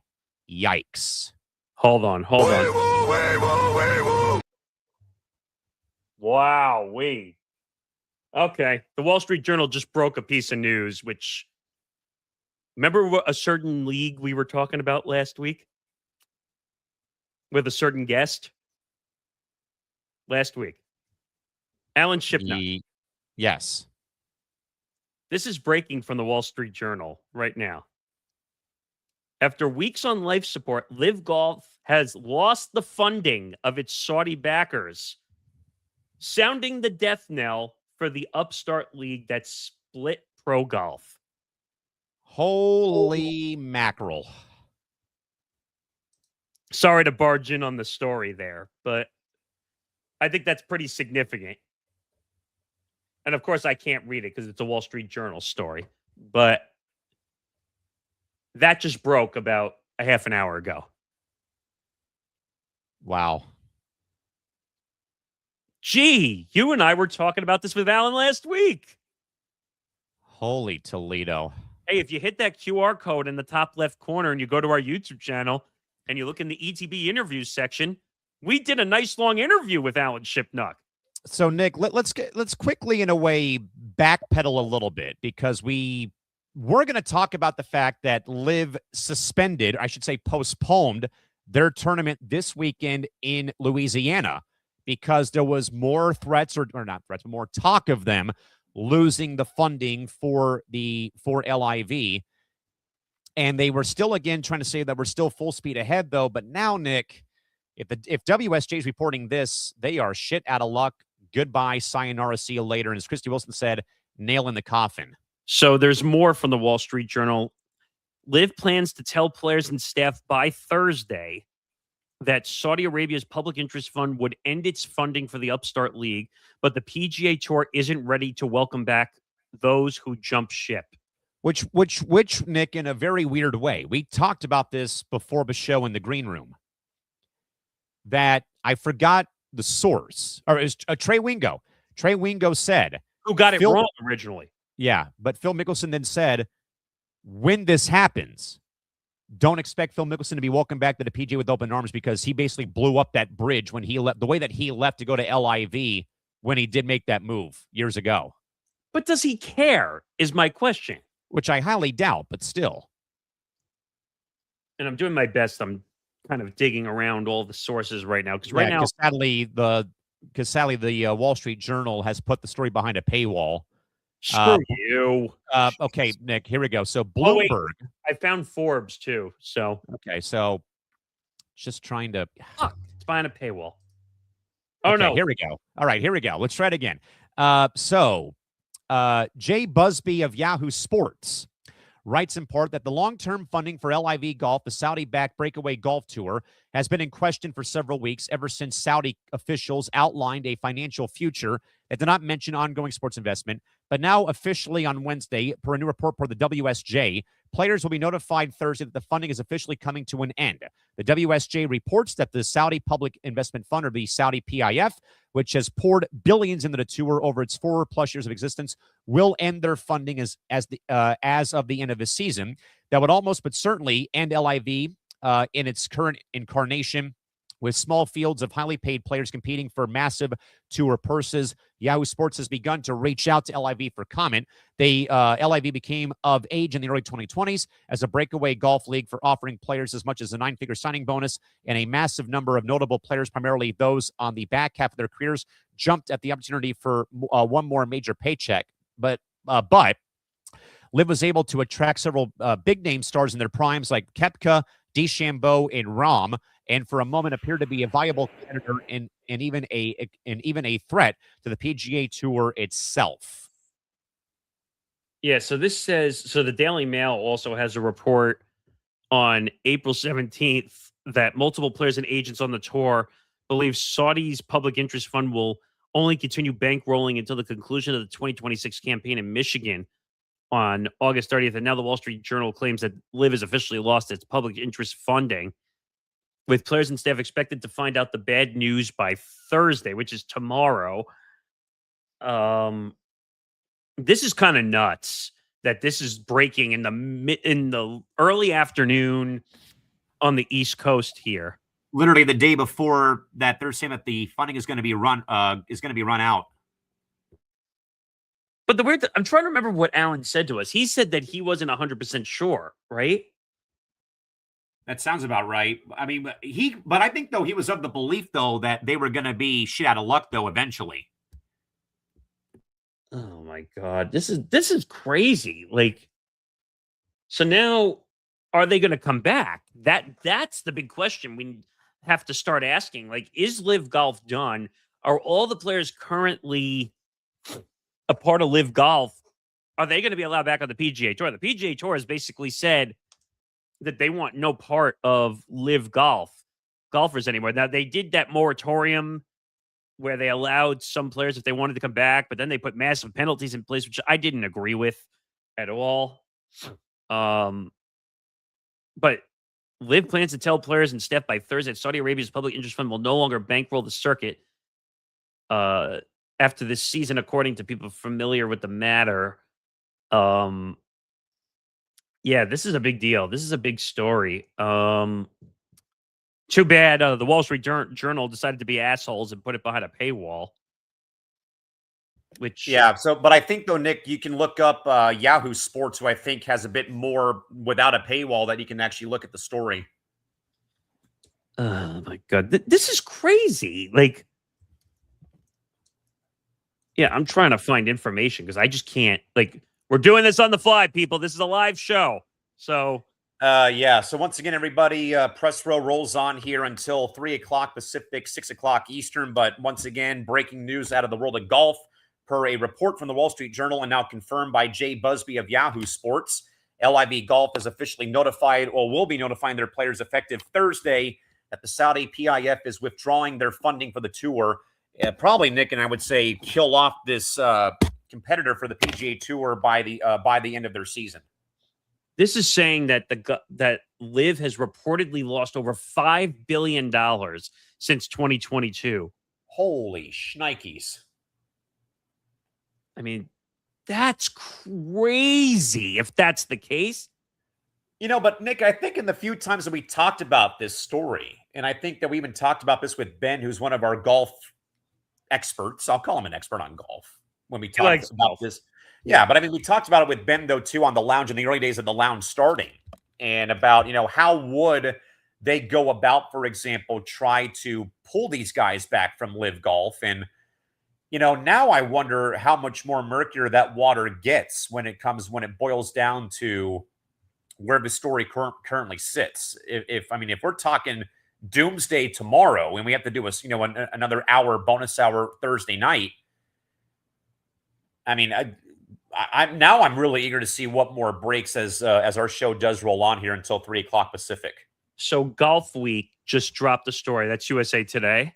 Yes. LIV Golf will officially announce to staff and players that Saudi Arabia's Public Interest Fund, the primary financial backer of the Renegade Golf Tour, has officially pulled its funding at the conclusion of the 2026 season, which I think ends in October. I think the official announcement, Wall Street Journal's reporting, will take place on Thursday.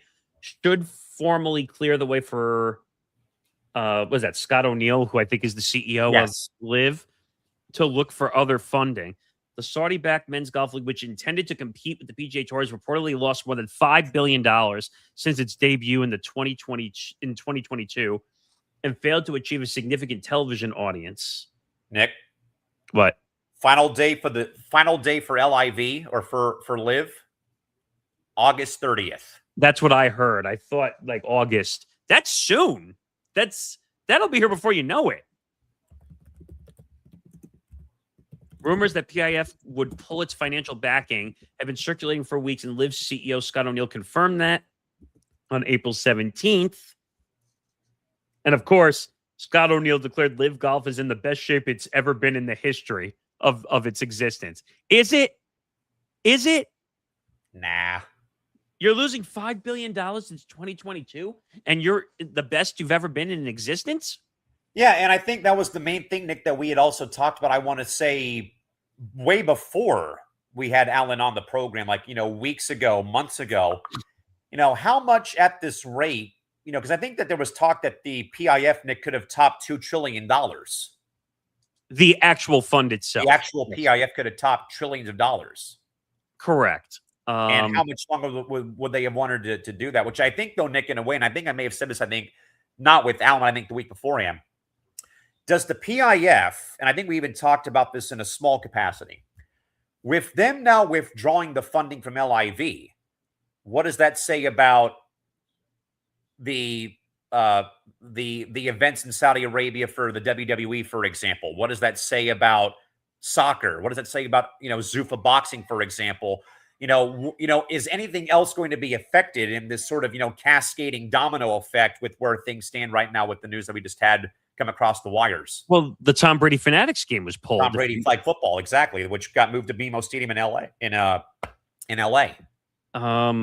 I think Zuffa boxing is going to be on the chopping block. That's just my guess. Because they're not getting any ratings. Like, I spoke to Zan and I spoke to Tom about, because they're UFC experts on our network here. They could see it go away, possibly. Because that's the only way that Dana White's Zuffa boxing is surviving, is because of the funding by the Public Interest Fund. So that could be next. Now, to square it back to golf, all these guaranteed contracts, they're going to have to pay them out. They have to. I mean, they're going to be stuck on the hook for that, and there's going to be no way around it. And the thing is, when you look at some of these things, and you look at the contracts, and I have the list of players from this Golf Week story from USA Today. Phil Mickelson, Dustin Johnson, Bryson DeChambeau, and John Rahm, all big names in golf. They're going to have to pay those out. Just because you pulled the funding doesn't mean the contracts go away. Yeah, they're still going to be liable to pay out those salaries of all those golfers, one way, shape, form, or size. And usually the PGA Tour doesn't have salaries. But, no, they don't. And first of all, I think that's what's screwing Live, that they paid golfers up front. That's what's doing them in. That's why they're losing $5 billion. Because you know what they were hoping? They were hoping that they were going to bring in all these gigantic names and we'll give them shitloads of millions of dollars. Oh, yeah. And we'll make it up on the back end because all the sponsors are going to want to come to us because we have all the big names and TV's going to want to put us everywhere. That wasn't the case. That never happened. Right. An interesting nugget that Golf Week has. Live Golf filed a lawsuit against the PGA Tour. I remember that happening too. Accusing it of being a monopoly. Saudi Arabia's PIF and the tour signed a framework agreement on June 6, 2023, throwing out the lawsuit, but a deal to work together was never consummated. Remember, they were trying to figure how to work together, and the two sides could just never agree. You remember we did the stories on the, I forgot the name of the golf commissioner, but he didn't handle that situation, if I remember correctly, too well. Was that when Greg Norman was in charge? No, it was the other guy, and I can't remember his name. Oh, it just went right through my head too. But if you remember, some of the players took the opt-out to go back to the PGA Tour. They did. Well, then Koepka came back and had to pay like that massive, $5 million. The charitable donation. He couldn't be eligible to win prize money for like a year or something like that. Or ownership shares, and which, by the way, shame on the PGA Tour. You're basically saying the only way you can come back is by paying a bunch of penalties. That looks bad from the PGA Tour's perspective, right? Yeah, I mean, I get that they had to do something, but yeah, man. This story, though, again, folks, the breaking news here within the last 30 minutes or so, that again, Live Golf officially is losing the Saudi PIF funding as of tomorrow, per the reports from both WSJ and Jay Busby of Yahoo Sports, which probably in a way will spell the end of LIV come August 30th with their final event of the year. The other thing that's interesting, too, you just mentioned Koepka, who opted to come back. Patrick Reed also opted to come back. So now his focus is on the DP World Tour, which I think is part of the PGA Tour. Yes. With hopes of earning a promotion back to the PGA Tour. You know what's going to happen? You're going to see a lot of the guys go to the DP World Tour, probably. Yeah, they probably will. Maybe they go to the European route, maybe perhaps too. Who knows? But that's a PGA Tour sanction. Yeah. So I don't know if that would be allowed. We're going to be back talking about this at some point because probably tomorrow in the evening, for the simple fact of, there's going to be more breaking news when this officially drops, like the announcements. Like, we're probably going to bring you all the player statements when they come out, and I'm sure we'll hear from the PIF funds itself and what they're going to say. But this is significant news just because they kept saying, we're not doing anything. Business as usual. Don't look over here. And I don't know. This is just getting... This is insane. Nick, by the way, our good man David Sampson apparently talked about LIV on the Nothing Personal podcast today. I'm going to go pull this up and see what David had to say about this. It's a 7 minute long interview or segment here. So give me like just a couple of seconds here, and let's go in here. What our good friend David Sampson, who again joined us on Press Row a few months ago to talk all things about baseball and the WNBA. Let's hear what Mr. Sampson had to say regarding LIV and their shutdown. About the Saudis, about their fund. We've told you what an absolute joke it is, the business the Saudis do with this current administration. We've watched our politicians enrich themselves in ways that we just can't even comprehend. We have done shows about Live and about how Live is a sports washing, money laundering concept for the Saudis. We have talked about why players have gone to Live. Hey, you can swallow. You can swallow. You can close your eyes to what Live is. Close your eyes, get paid. I'm not going to criticize you. We've talked about certain. Let me call a timeout here real quick, because I'm glad, though, Nick, that David said what he said. Sports washing is a very big thing that I don't think a lot of people really realize. But I think, though, it came to a head in Qatar, you can call it both ways, when we had the Men's World Cup there, and how much of a debacle it was, with the stadiums being built out of shipping containers, the human right violations, Grant Wall's death in the press box at a game for how outspoken he was against, their administration and whatnot. But that LIV, in a way, Nick, was like the next stepping stone, though, about sports washing, really, I think, going to a whole new level, if you ask me. Yeah. I mean, there was a lot of issues, and sports washing was a terrible thing, like just the way that they were doing all that stuff. But go on. We know that there was an ulterior motive for the Public Interest Fund. They wanted to make deals for other stuff. And like, if I remember, Alan had even said, like, they had more intentions to make deals for like food and other stuff that tourism dollars. You would see the ads for, visit Riyadh, visit Saudi Arabia, for example, would be, that they would show those ads. Right. So I don't know. It's one of those things where you're just like, you knew something was going to happen. It was just a matter of when. And I don't know. It was going to happen. They were losing billions of dollars on this. Players who won't leave the PGA, certain players who do and get paid in a way that takes the entire pressure of their career away. The rest is gravy. We've gone through all those things. We've told you that Live is in trouble because now the Saudis, whether it's because of the war in Iran or whether it's because they're running out of money, which they're not, whether it's because they no longer need to use sports washing, which I told you is my explanation as to why they are pulling funding from Live. But then we heard from Live CEO Scott O'Neill, and we heard, hey, we're good. I don't know what anyone's talking about. There's nothing to see here. Live will go on. Live will be strong. Long live and let die. Every bit of I live for you. I can't live without you. But it didn't pass the smell test to me. And then an article came out yesterday with a headline, and I said, oh, I guess we're right. But there's some of you sending information to me that think I got it wrong. So I'll leave it up to you. Live is done.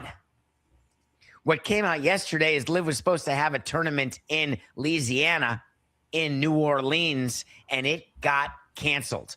Live is telling you, hey, it wasn't canceled, it was postponed. But the governor of Louisiana is saying, give me my money back, because the governor paid money to Live as a payment to host a tournament.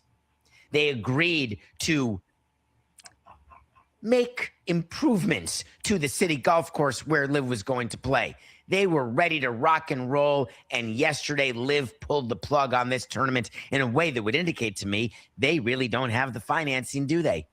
They were lying to us when they said, oh, we're covered for the rest of the year, but we had heard that the Saudis had cut off the hose now, and if so, you can't run at a loss if you have no money. What, are you going to give a bunch of IOUs to the winning team and the winning players of the tournament? So instead, Liv said, hey, sorry, the debut in New Orleans that you were all looking forward to, done. Now, how do people react to that? Well, the governor is up against it. The governor paid money to host this. The governor wants his money back. And Nick, if memory serves me correct, it's the same Louisiana governor who would kind of in a way middled around with the Brian Kelly snafu at LSU when it came to the football coach. Same one. Yeah. I mean, it's not good. It's not good. They're going to have to pay all the money up that they have contract-wise and settle and move on. It's basically going to be a huge in the red situation for Live Golf. I mean, when we have more, we'll bring it. I'm sure we're going to end up doing some extra deep diving into this at some point. We'll try to get a guest. Too bad Alan wasn't on today and not last. Oh, you missed him by a week. That would have been great. But there's plenty of golf people out there. I'm sure we can find somebody to talk this whole situation with. But yeah, if you folks want to actually watch our combo with Alan from last week's show, you can go and find it on the YouTube channel. And it's in our ETB interview folder that you guys can go and check it out from last week. By the way,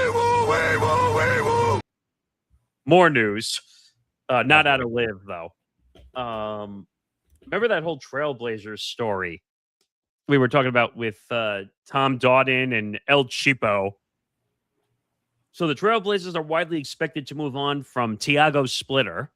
Oh, wow. New owner Tom Dodden is not willing to increase Splitter's current salary. Portland is trying to find a new head coach who will accept being the lowest paid in the NBA as a cost-cutting measure. What is wrong with this guy? Why do I think that? I think, Nick, we talked a bit last week concerning the Padres ownership sale of the $3.9 billion price tag and that Jose E. Feliciano and Clear Lake Capital run Chelsea FC.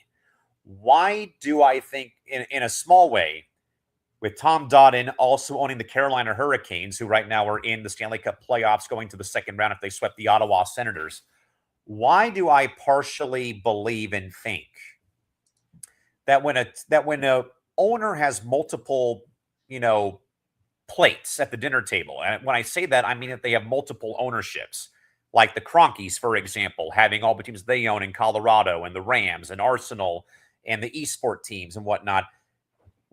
How do you divert the same amount of attention and focus to every team that you own where you don't feel like you are, in a way, like Tom Dundon is, cheapening the product of one of the teams? And I know the Blazers have not been that great of an organization the last several years, and the Paul Allen Trust Paul Allen's trust had to sell off the franchise. But why do I feel like that Tom Dodden, because of the fact the Hurricanes are in the Stanley Cup playoffs, they've been very successful the last several years. They've gotten into conference finals and whatnot. But why do I feel like, though, his focus is solely geared about keeping them relevant and spending on them? And now he's going to treat the Trailblazers like that, redheaded stepchild or whatnot, or like that other entity that I own, but they're not my main focus when it comes to my ownership. I just don't get it. Like, his nickname, he's living up to his nickname, El Cheapo. I mean, he wasn't willing to bring two-way players back and forth during the playoffs. Come on now. What? Every other team was doing it. Come on, man. Like, you're that cheap. Wasn't he the one who single-handedly kept AAF up or whatever? Yeah, until they folded. But wasn't he the biggest investor, so he became like the lead owner or whatever of AAF because it was so in debt? Yeah, I think he spent enough to make the payroll for the league, and then like after the 52nd day, they finally just said enough's enough. So that's what confuses me here, because he was willing to fund that for millions of dollars. He owns the Trailblazers. What was the new ownership he took over? Also, was it in hockey? Yeah, he took over the Carolina Hurricanes, I think, within the last few years. I think maybe he's been there for quite a while. I forget. I want to look up what Tom Dodden owns. Let's see. So he owns the Hurricanes. He owns the Trailblazers. He also owns the G League's Rip City Mix, which is also the Trailblazers. And then he's also the chairman of Dodden Capital Partners. So he's the financial guy. So he's being a cheapo as a financial partner? Come on, dude. How does that make any sense? I mean, oh, good Lord. And also, I got another one for you. This is a full show of breaking news today.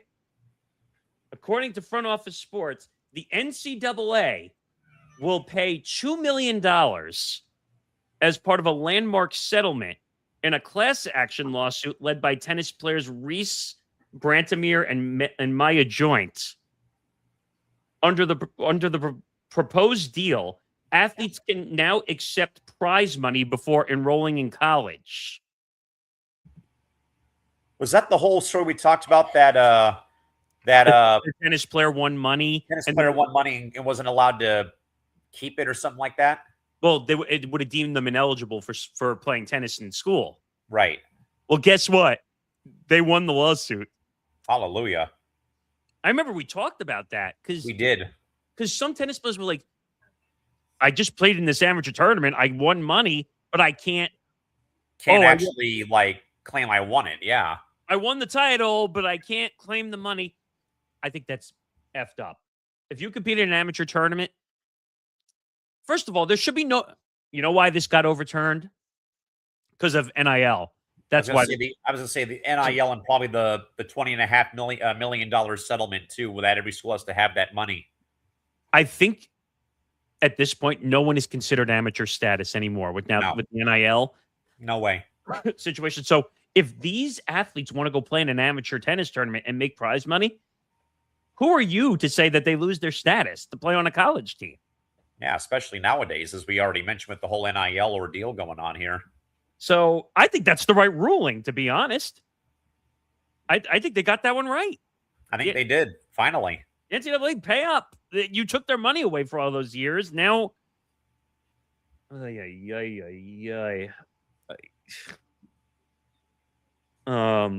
then also this is not really a breaking news, but there are rumors swirling around that Diana Russini will appear on the Call Her Daddy podcast. Also, you and I were talking about that before the show. That'll shatter records. I could see that getting, 60, 70 million views and listens, downloads. That would be incredible. That would be I think you and I would almost have to do appointment listening on that so we could discuss it on this show afterwards. But holy cow. What news between Live Golf and the NCAA?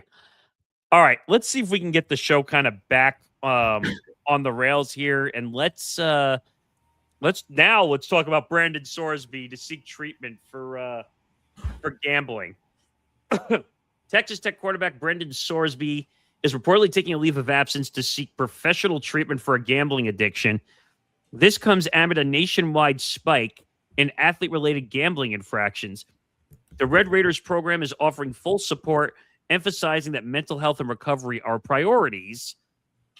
As sports books become the primary funders of college athletics, how does the NCAA balance its gambling revenue with the duty to protect the very athletes who are being targeted by that same industry? This is a major yikes. Wasn't there another quarterback, though, Nick, who may have he had his Venmo transactions got that was the guy who got hurt, the quarterback. Yeah. And he was jokingly writing gambling debt, whatever, for his in the Venmo memo line. He claims that wasn't him. John Mater was the guy from what university? Oklahoma, I think. Yeah, he claimed that people were using his Venmo account, which, by the way, shame on you if you're giving out your Venmo information and people are using it. I wouldn't say this is the same thing. No. I would say there's reports that Sorsby made bets on thousands of games. What? And I'm trying to find the all right, let's see. We have the ESPN story. Sorsby's decision to seek treatment, according to sources, came in the wake of discovery of Sorsby making thousands of online bets on a variety of sports via a gambling app. Funny. They don't say which app it is. What? And they're saying this jeopardizes his eligibility with Texas Tech. But if gambling books are involved, why would it jeopardize? Exactly. Why would it if the NCAA is partnering with all these entities in some capacity? The NCAA is investigating Sorsby's gambling, according to sources, as the organization forbids athletes from betting on both college and pro sports. Excuse me. That ruling came into effect before Texas Tech ever did it. I don't think this is a prediction market issue.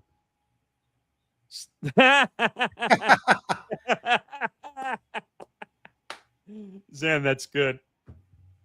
I don't know. Something tells me it has to be a DraftKings or a FanDuel. Oh, it's got to be one of those two. Like there's no way around it. Because think about it. All the leagues, including the NFL, have trackers. Yeah. On DraftKings and FanDuel. Like, and they're finding out instantly on the spot when one of their players gets caught. Yeah. The NBA also. NBA, I think the NHL has the same measures in place. MLS is the same way. Texas Tech said in a statement that the university, quote, is committed to supporting Brandon through his recovery process and to ensure his long-term health and well-being. I mean, what else is the school supposed to say, though? Hello, PR statement. Yep. According to sources, oh, here we go. According to sources, Sorsby bet on Indiana football. Oh, dude. While redshirting for the Hoosiers as a true freshman in 2022. Oh, bro. A season in which he played in a single game as a reserve.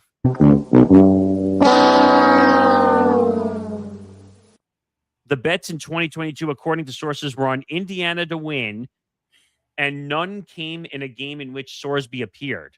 It doesn't matter. It doesn't matter. He's still involved with the game. And here's some more thoughts from Zan. Because you can't legally bet on sports as a college athlete, they have to sign paperwork, and I know this very well if they do. Yeah, they do. I'm not sure if it's changed, but when I was in college, I still think that's the same thing. The same rule. But here, Zan, here's the... By the way, the team wasn't just bad. They were horrible. Horrible. Oh, horrible. But, Zan, we're missing a massive point here. The NIL has murkied the waters in a lot of ways. 1 trillion%. So I don't know if you're allowed to get an NIL deal with like a sports book. Is that allowed? Is that legally allowed? I would think it's not. That's not allowed whatsoever. But if it is, then and if that's allowed, then shame on them. But do you remember for about, what was it? It was the beginning of February or March. They had put a rule into place that they were trying to allow college athletes to bet on all sports except for the one they play in. Yeah. I don't think there's any question about that. NIL. Yeah. Regarding NIL being with a gambling partner, I would agree. So, but I just don't love the fact that like gambling books were involved with March Madness. Yeah, and we talked about that too, that they couldn't use any of the terminology when it came to March Madness whatsoever. And that's the problem. But this is an eligibility concern, though. I don't know how you fix it. I don't know what. There's already rules in place that they're not supposed to gamble on the sport that they play in. That has been a rule. But why are these athletes not following? I don't understand. It's a massive problem. It's an issue from the standpoint of eligibility. Now, Texas Tech is saying it's an eligibility concern. First of all, it would be an eligibility concern for any athlete, any college sports athlete who's betting on their own sport. It doesn't matter if you played in one game the whole season. It doesn't matter who you are. Like, that's the problem here. How do we fix it? Callan, you're muted. Yeah, I don't know what the proper fix would be, to be very frank, because I just think that can we call this jackass syndrome, as you said on Wednesday when it came to Pavia? This is jackass syndrome. Now, it's not the same type of jackass syndrome, but because I would say Pavia has jackass syndrome because he can't behave himself off the field. Yeah, now, his is more attitude and ego, but this is more along the lines of just like general incompetence or general stupidity. Like, why would you risk your future playing college football at the highest of levels at a big name university just to fuel a gambling addiction? Can I throw more information because this gets stranger? Go ahead. Thorsby's gambling has not drawn the attention of law enforcement. How is that possible? How? According to sources, nor has he been linked to anyone attempting to influence the outcome of a game. How is that possible? That sounds way too damn shady, if you ask me. Sorsby's gambling sources said was a steady flurry of small bets over a period of time. It doesn't matter. It doesn't matter if it was a $1 bet or $1 million wager on something. A bet is a bet. He did it. That's all that matters. But it doesn't matter. Like you said, it doesn't matter if it was a penny bet. Yeah, it doesn't matter. A bet is still a bet regardless of what was on the line or stipulated. So it says there's no timetable for Sorsby's treatment, as sources say that this situation is being treated as a mental health matter. Why is it a mental health matter? No, I don't be deflecting. Don't deflect. It's so you're gonna tell me, oh, he had a mental health problem, so he went to go place a bet. You realize that's the biggest cop out of all time? Yeah, that's taking the easy way out right there. As sources say that his situation is being treated as a mental health matter and that Sorsby will be afforded all the time he needs. Why? Yeah. Why? Because you made a dumb decision? Yeah. I mean, that's all that it really just sounds like, is that kid made a bad decision and now he's, mentally exhausted or whatever. Like it. This says his decision as a high-profile college athlete to enter a facility to treat his gambling addiction while enrolled is unprecedented. Gee, you think? Yeah, I mean, we've never heard this. I mean, we've heard guys get suspended for gambling or what have you, or in John, the quarterback from Oklahoma's case, where again it was, I got hacked. It was this, it was that. Like, come on now, you guys aren't fooling anybody. So he was number one in ESPN's transfer portal rankings. Sorsby entered the 2026 season projected as a potential high-end NFL draft pick in 2027. Jeez. He projects as one of the highest paid players. Oh, here we go. He projects as one of the highest paid players in college football. As ESPN has reported, he was in line to make more than $5 million this year at Texas Tech. Dude, you've got the world, like you basically have the world in the palm of your hand, and you're going to go and jeopardize your career because you have to go make some bets on some sporting events. You just jeopardized $5 million from an NIL deal. Something's not adding up. As for his on-field future, the NCAA has a strict policy against any type of gambling. Duh. I would sure hope so. By athletes on intercollegiate, amateur, or professional athletics competition, and violators are ineligible for competition subject to appeal. So technically, he should be ineligible to play right now. Until they appeal and they say nothing here, you can play. But they confirmed he made thousands of bets. So he should be deemed ineligible and not allowed to play anymore. I agree. As for his on-field future, the NCAA, oh, we said that already. I love this from the NCAA.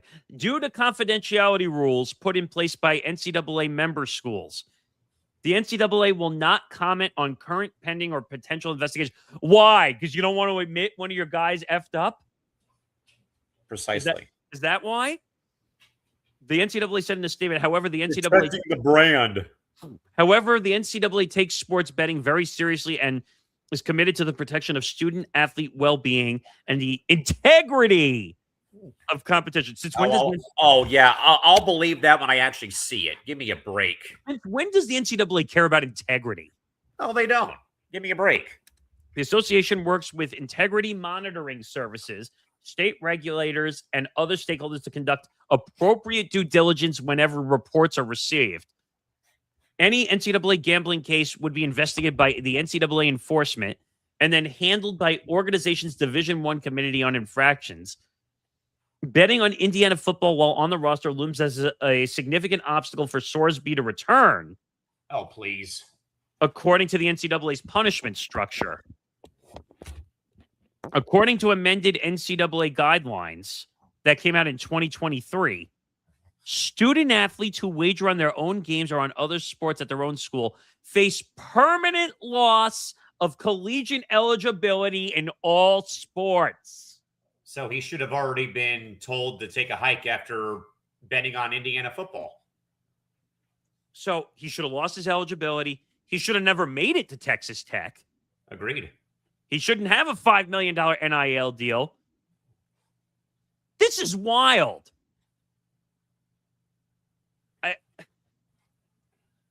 Other potential gambling punishment guidelines include if a college football player, for example, bets on a different school in their own sport, the loss of 50% of one season of eligibility will be considered. That's if he bet on a different team. Yeah.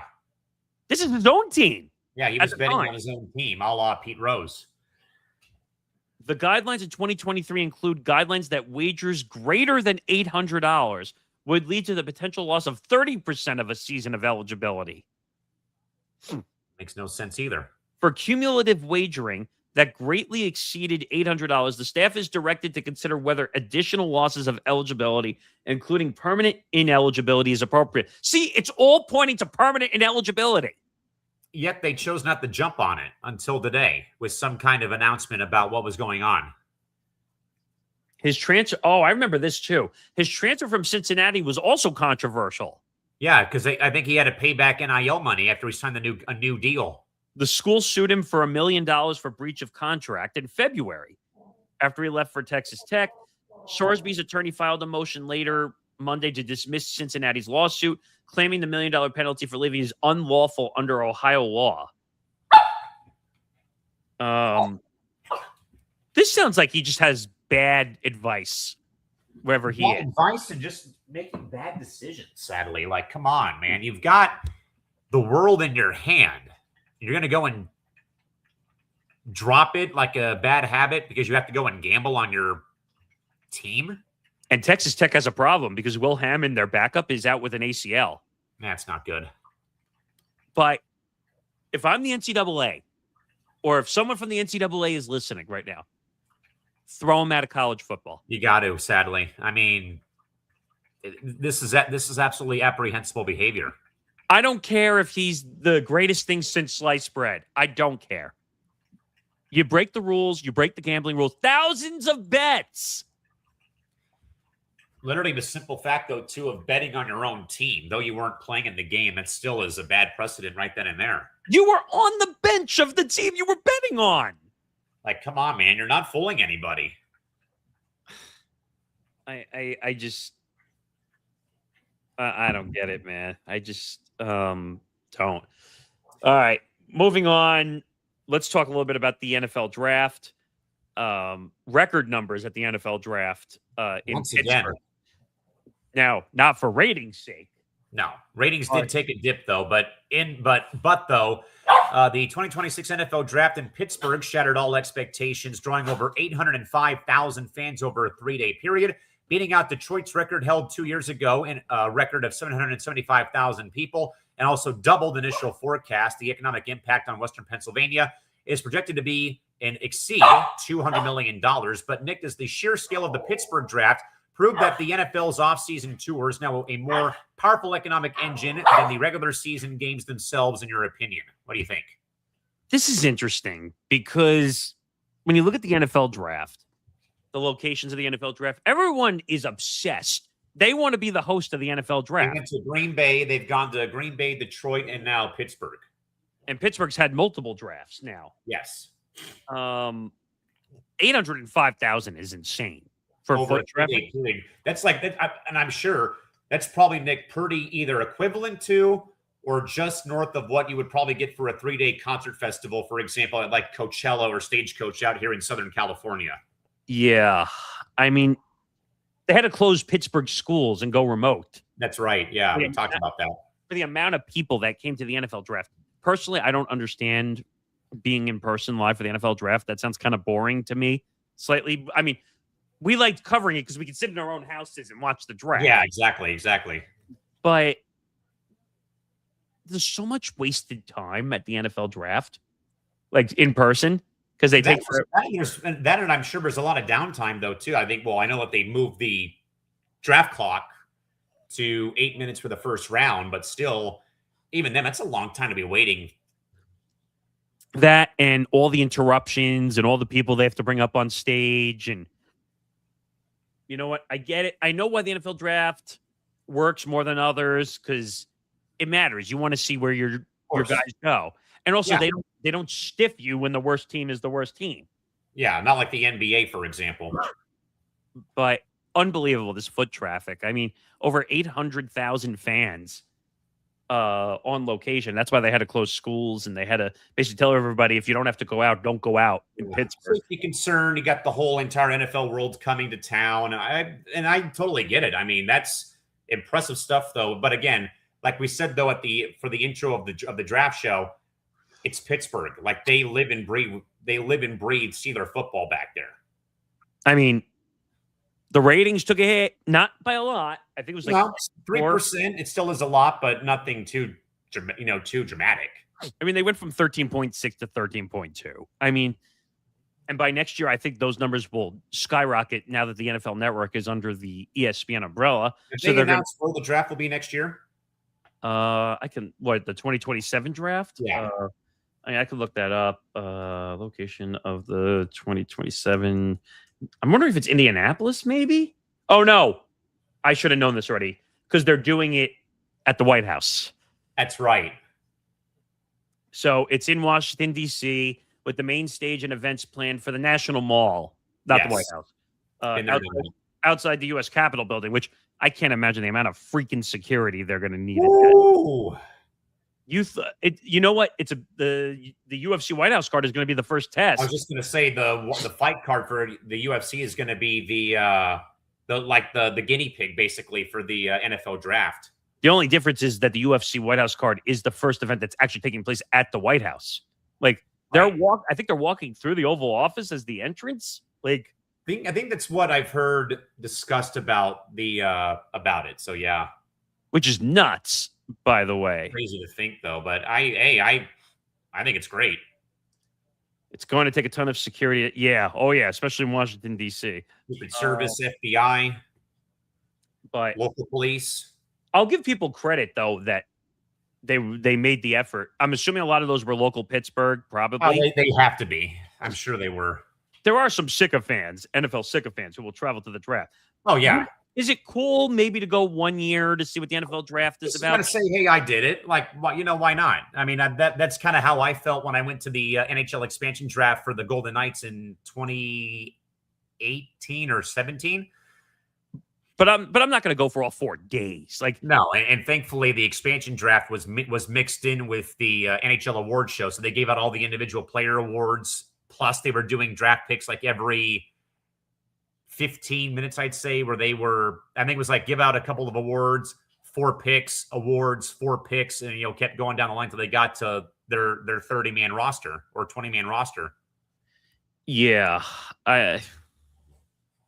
It's just crazy to think that the amount of people that traveled to this event, and it's just unbelievable to me that things could, or the amount of people, the amount of volume, the amount of traffic could be taken to this event in a lot of ways. All right, before we continue, we're going to take a quick second to talk about something big happening right here on the bench. Now, my co-host over here, Callan McClurg, every week on this show, but this summer, he's taking his talents to the pavement for a massive personal mission, giving back to the game that shaped him. From July 7th through the 19th, the 2026 Narch Finals are taking over the rinks in Irvine Inline. It's a 12-day marathon, and Callan is heading up there to make sure the stories from the floor actually get the spotlight they deserve. He's bridging that gap between the local San Diego community and the international stage. And he's going to be producing podcast episodes like for ETB Small Market Edition and a bunch of other stuff, some real-time digital content, bringing the sights and sounds of the Irvine rinks to your screens instantly. And like I said, Mr. Small Market perspective, bringing the trademark professional polish to Substack and some other platforms we have here at the ETB network. To make this 12-day coverage mission happen with the expertise and the historical perspective Callan brings to everything he does, we're asking for your support. Head over to GoFundMe and search for Callan McClurg's Narch 2026 Media Mission. Every bit helps us document the 2026 championships the right way. Let's help my co-host get to Irvine and give these athletes the coverage they've earned. We do have a QR code in the top left corner over there. So if you use your camera app or your QR code scanner, scan the QR code. It takes you right to the GoFundMe page. We're 25% of the way to the goal. I think we're at about 355, 360, somewhere. 395. Oh, it went up again. Okay. That's great. So it went up since we've been on. Yeah, here. we got a $40 donation come in offline from a friend of mine. So there we go. Help the mission. The first goal is 1,600. The main goal is 5,000 because it's a 12-day trip. There's a lot that comes with 12-day trip. Got to pay for lodging in those hotels, going for about $2,800 right now for 12 days. And you'll be going back and forth too. It's not like just full 12-day. Like you're going to be running back and forth between doing shows here and going there. Yeah, doing press row, doing the lounge, you name it. So, and we might get, 2 or 3 episodes, hopefully, of small market out of that. Yeah, I think so. I think during that time we'll have, I think we'll be having 2 roller hockey themed episodes that will be released during the week that I'll be up, or the weeks I'll be up there talking about the birth of roller hockey international in the 90s, which will cover, it'll talk more about the teams in California and then the league as a whole. So that'll be about the San Diego Barracudas, the Anaheim Bullfrogs, the LA Blades, the 2 teams in Northern California, and how that league got started by Dennis Murphy, who began the ABA.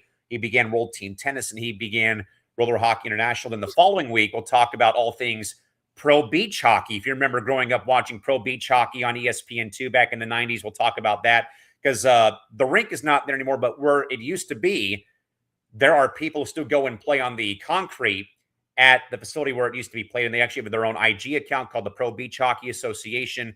So all this, folks, is going to a good cause, though, for digital storytelling, though, to give this sport more love and publicity, not just here, but, of course, across the airwaves, though. So, again, we're 25% of the way to the goal right now. So, again, keep on sharing the word, though. And, again, we got till late June to get this all put to bed and ready to go.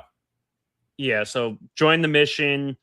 Again, if you're looking for it, search Callan's Narch fundraiser or just scan the QR code. You can go back to our show, even if you didn't watch our show, and go look for the QR code as well and still find it. By the way, because this never stops. So this is from FOS. FOS has been on it today. According to Amanda Kristovich, Big 12 board voted to authorize the deal between the conference and Redbird Capital. Remember we discussed this a couple months ago? Yes. So Weatherford Capital, also part of the deal. It includes business relationship, $12.5 million capital infusion in the league, plus opportunity for school-specific capital infusion. So the deal is officially done. Rubber stamp it, baby. That's crazy. Remember, we spent trying to understand the realignment and all this stuff. $12.5 million. Yeah, you know what that reminds me of too, Nick? In the very early days of the show coming over here, was as there's a deep drive by Castellanos to the left that gives the Padres a tie game at 3 in San Diego. Wait, did that actually happen? Yeah. Oh shit! Really? Yeah. So. But I think, though, Nick, do you recall that we talked about the Big Ten trying to get in with the California pension system for the UC universities? Huge story, yes. Why does this in a way remind me of that same exact thing right here in a roundabout way? I mean, I'll briefly open up because then we got to move on because we're half an hour. Christy, good point by Christy. Redbird Capital, if it's the same one, also owns the UFL. Correct. That's right. So the Big 12 board, consisting of all 16 university presidents and chancellors, voted to approve a 5-year business relationship. Oh, my goodness. Between the conference and Redbird Capital partners. First, the two will work together on a commercial development to source extra revenue for the conference. Second, the conference will receive $12.5 million capital infusion to aid with revenue generation. This would also allow the Big 12 as a conference to become an investor in other companies to earn revenue. Yikes. Third, schools will have access to up to $30 million.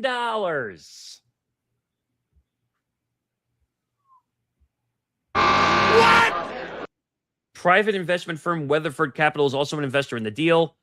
Moelis and Company assisted with the brokering the deal. This is crazy. So they're getting a $12.5 million infusion off the top, and then the teams are going to have access to up to $30 million, and then they're going to be allowed to invest in other companies to make revenue. What? What in the hell is going on here? What? So I guess that we officially paid that story off, right? Yes, we did finally. But wow. Damn. That's a lot of money. All right. Now I guess we can officially catch up to hour 3 after all that breaking news. Yeah, how about this one, Nick? This was a shocking announcement made yesterday, but Allison Felix, the most decorated female athlete in track history, has announced she is coming out of retirement for the 2020 LA Summer Games at age 40, with her citing the lure of a home game as the primary reason, with her being from LA. So, Nick, at age 40, is this a realistic bid for gold, or is Allison's comeback more about the symbolic power of representing her hometown on the world's biggest stage? How about it's both? How old is she again? 40? 40. That's on the older side for a track runner, right? Nick, why I say it's partially both. Hometown lore is one thing. Nick, let's also remember we talked about a story months and months and months ago. The face of women's track for Team USA has been suspended again in Sha'Carri Richardson. Yes. So who now bears the baton, literally and figuratively, with track and field terms? Why not Allison Felix? I know she's been away for a long time. She had a child, though. Even at age 40, Nick, Team USA women's track and field needs a shot in the arm to try to get away from the Sha'Carri Richardson controversy. This seems like the only logical way to go forward, if you ask me.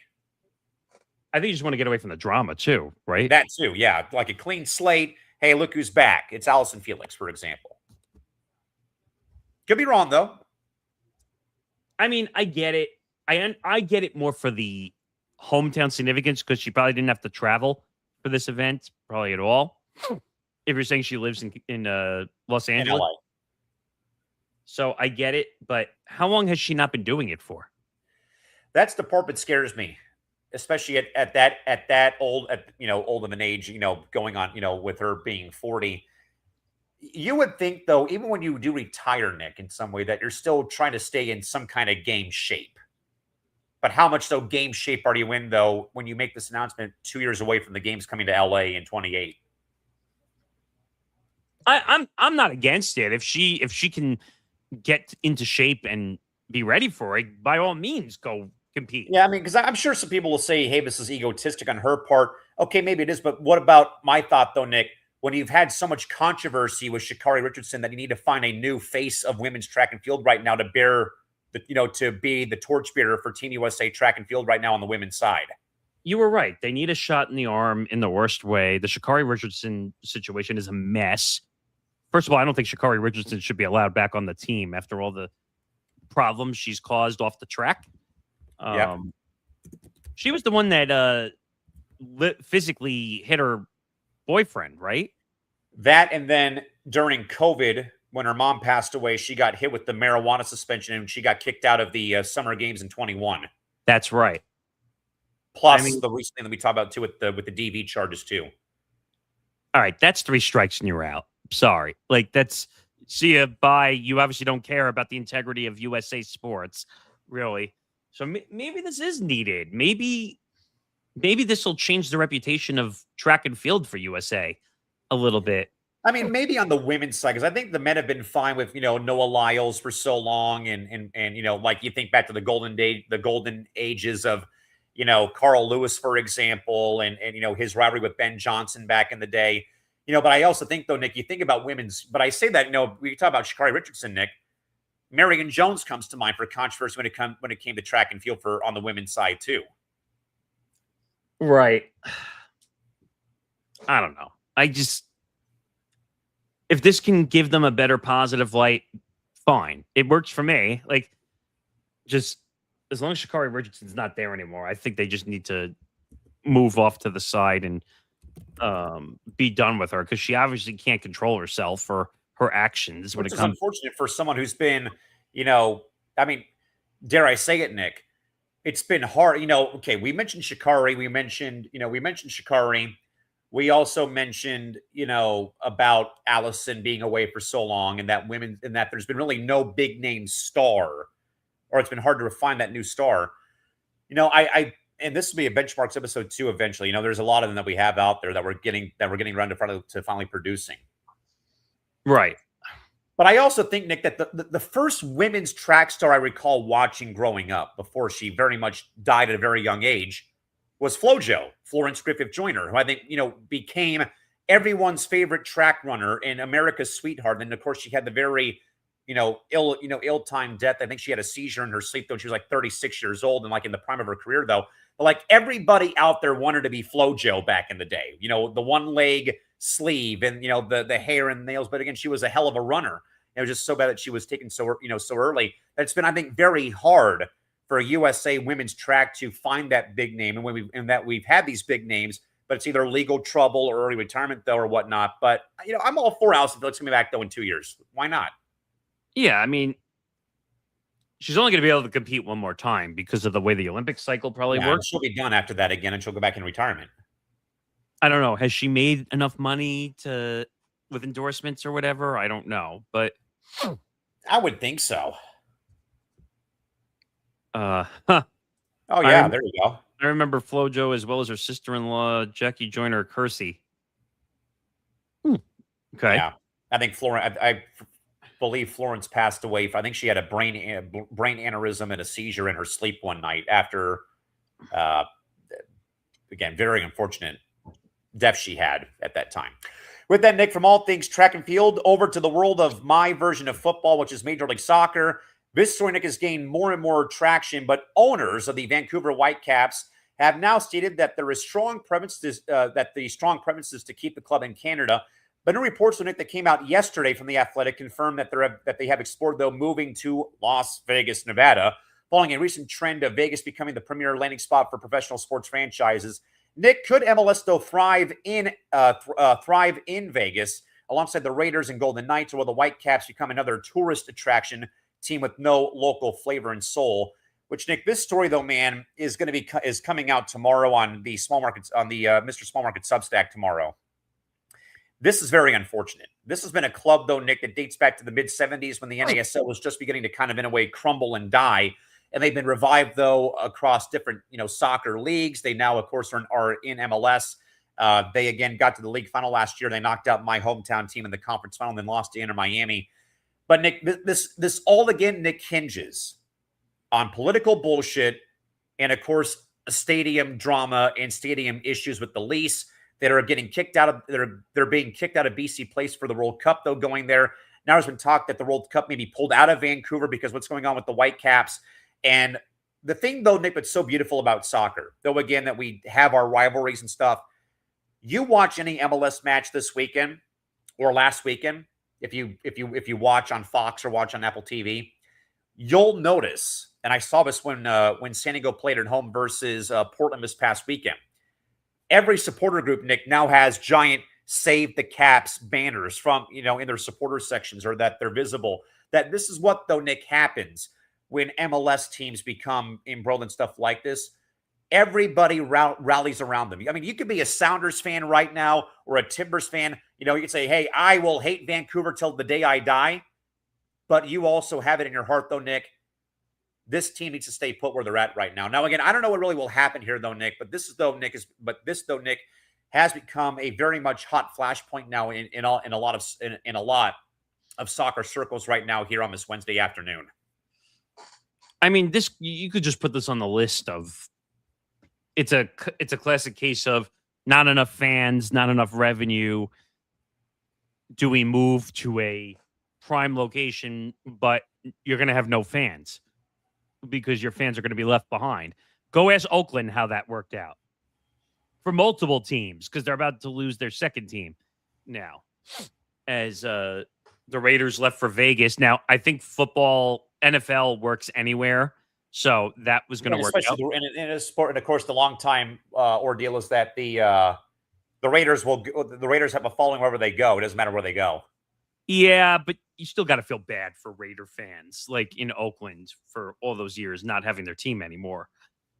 I don't know about the A's. I think the A's are going to struggle in Vegas.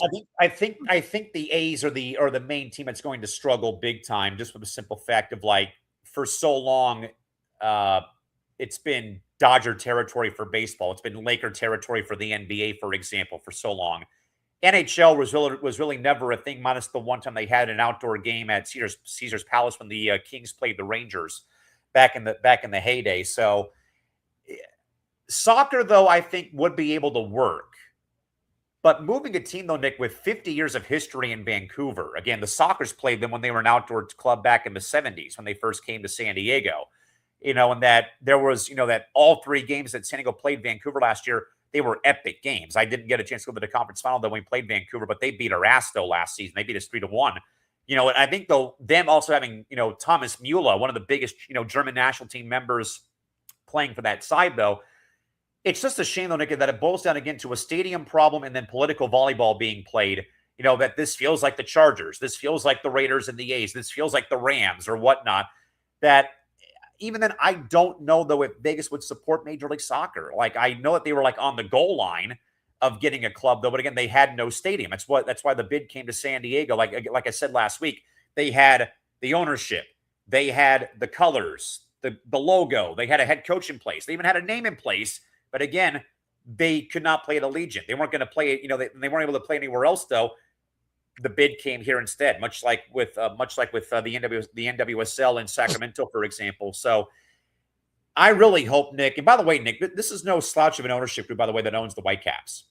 Jeff Kerfoot, Steve Lusko, Jeff Mallett, and by the way, Steve Nash is a part of that ownership group.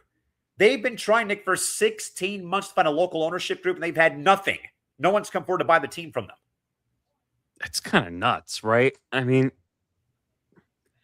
I don't know. We see teams get relocated all the time. There's many reasons why they get relocated. Sometimes it's not enough fan base. Sometimes they don't have the proper infrastructure, resources. The politics, unfortunately, gets in the way if the city doesn't want to help it.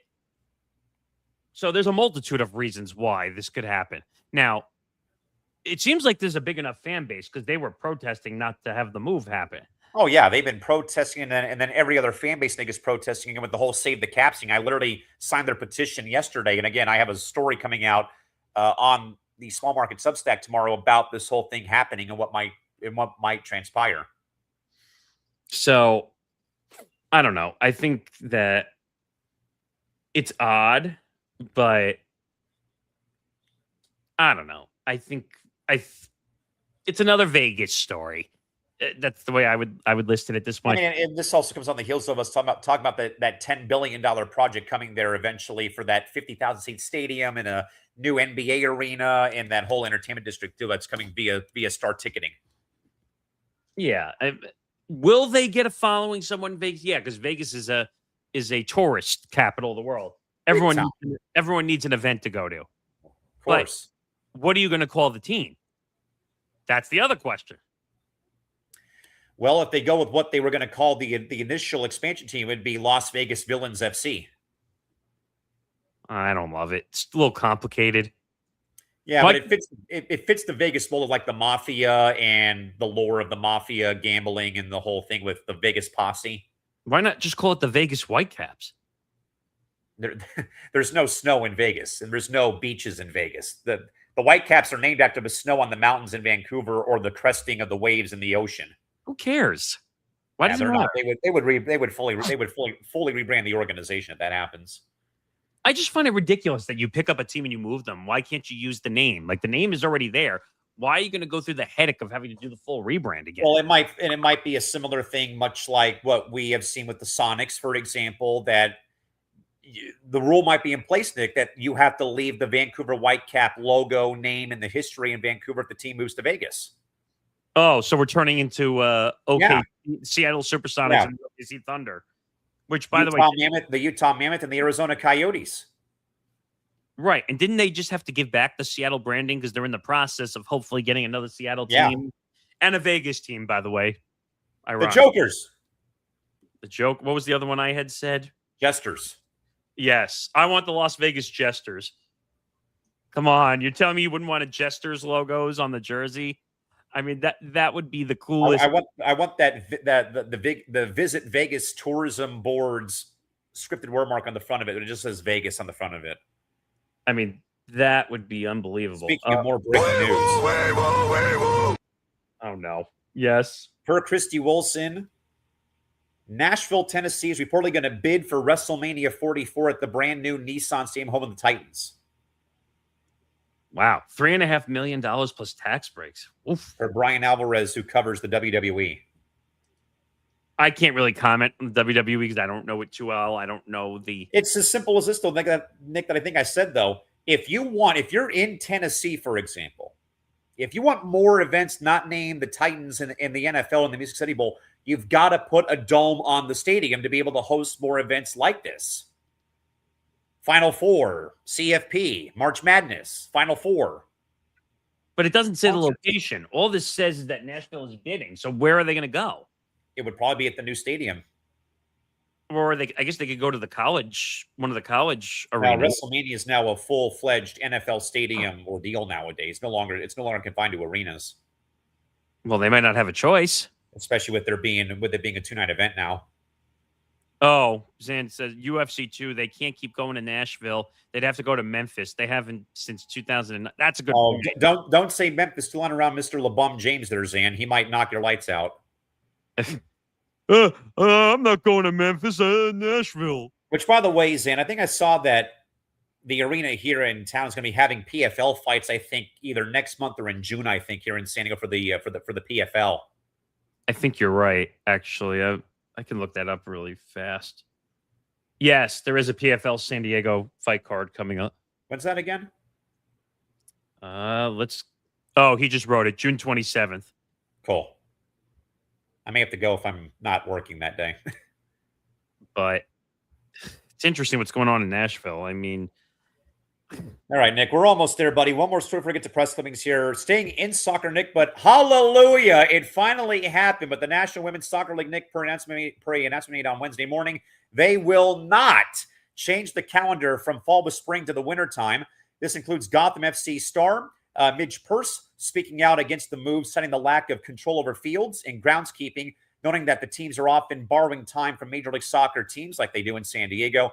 So, Nick, with the players being very much against it due to infrastructure concerns, could the league really justify a calendar flip just to better align with the European TV schedule and the European Soccer League transfer market? All I say is yes, yes, yes. Like that! You like that!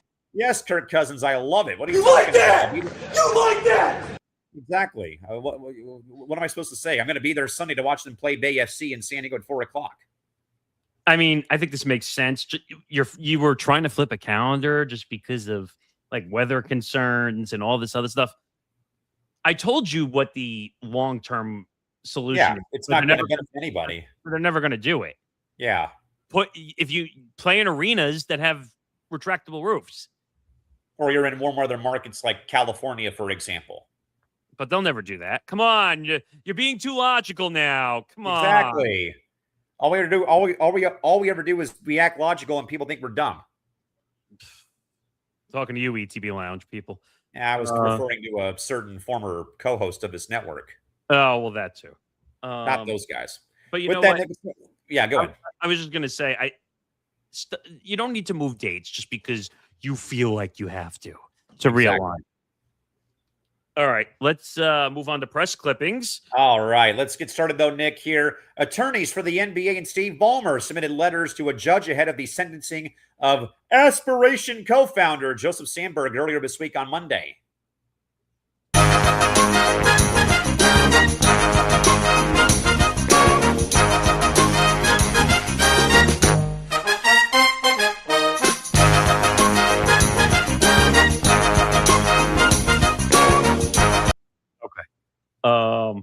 You can tell we're a little excited because the Aspiration thing, they keep lying to the entire world that they Well, keep wanting.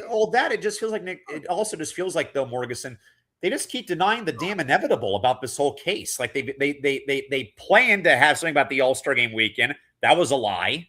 And now they're just waiting. I think they're literally waiting for the season to be over with, and then they're going to finally break their silence. Like, come on. This should have been done months ago, not now. It should have been done during the All-Star break when everything was quiet. There was nothing going on. No one gave two shits about the All-Star break because of the way they did it. Exactly. I mean, can we just put aspiration to bed, suspend Kawhi Leonard, whatever, void his contract? You know he's involved. Just get it over with, man. You're not fooling anybody. I mean, not like you can really find Steve Ballmer any sustainable money. Exactly. Because what I think the biggest fine in the NBA is $5 million, if I remember correctly. Yeah. So is a $5 million fine really going to hurt Steve Ballmer? No. $5 million ain't shit. He can wipe his own with it. Oh man. All right. Yeah, it doesn't. All right. With that in mind, though, Nick, Keith McPherson has launched a new show. Again, post. Don't give me that shit. But after leaving WFAN radio, while John Fanta is joining NBC's coverage of the Kentucky Derby this upcoming Saturday. You like that? You like that? I do like that. Yeah, I do. John Fanta doing horse racing is going to be pretty fun. I think anything you put Fanta on is great. Like he did bowling. Just like when he was doing bowling on for the PBA on Fox. I think this guy is just fair game. Like he's willing to put the work in to do whatever. And I think it paid off for him because now he's got the deal with NBC and he's doing, I think, what is it, Big 12 or Big 10 football? Big 10 on NBC. What else is he doing? NBA. He's got to call some games for the NBA. I mean, unbelievable to where his career has come. I'm happy for him. I think he deserves every moment. He's a fun guy. Keith Big McPherson. Personality. Yeah, Keith McPherson. People need to stop saying he posts WFAN. He's not left WFAN. He's still there on a part-time basis. Yes, Christy, I agree. Looking forward to seeing what people are wearing for the Derby. It's weird, right? Like people have to dress up like. It's not really weird. I mean, I've gone to Del Mar, where we have our racetrack here in San Diego, and they have a giant hat contest the first day of the meet every year. I don't get the full like over professional dressing for like the Derby and stuff. I don't get it. Like I think it's just been long-standing tradition especially at Churchill Downs, for example. You have to have a nice big old mint julep while you're watching the Derby. Is that like Wimbledon, like where they all have to wear white and stuff, like for the strawberries and cottage cheese, baby? That's gross. But yeah, some outfits are more creative than the others. They are.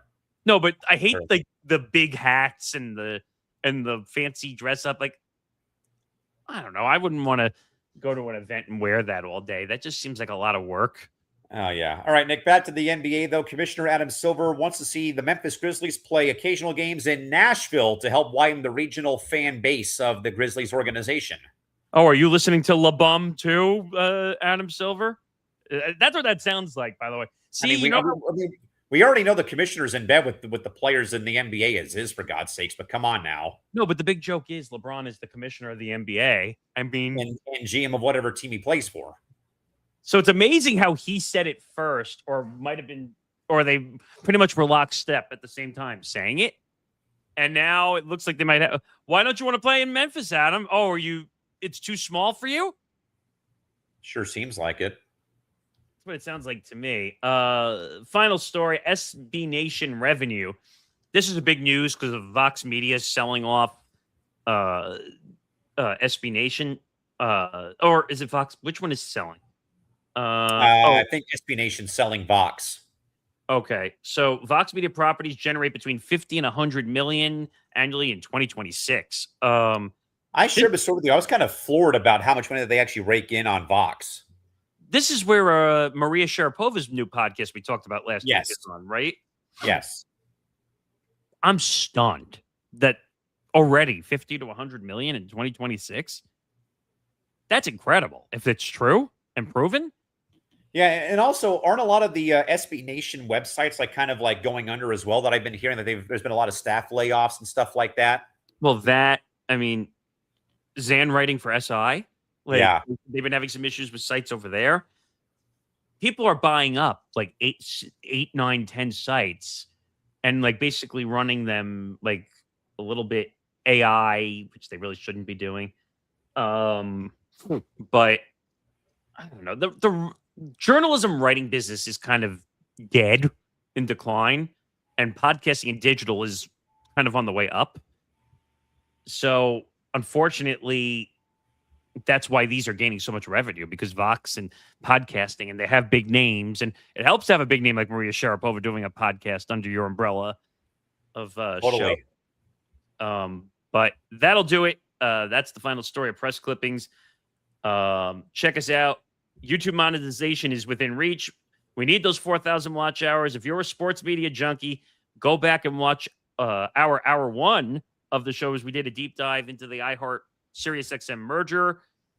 Your support keeps us on the air. We are pretty much at 2,200 watch hours currently right now. So we need another 1,800 watch hours. So please go watch. If you see the QR code up in the left, go and scan it. Subscribe to our YouTube channel, youtube.com/ETB network. If you saw the prior QR code throughout the show, that is for Callan's GoFundMe. Oh, geez, I almost forgot that word. GoFundMe that he's doing to go to the Narch event in Irvine to check out the inline skating events going on for 12 days from July 7th to July 19th. We're going to hopefully get a lot of content out of that. Hopefully. We are approaching $400, I think. Yes, we're $5 away from 400. So if you missed the QR code, you will see it.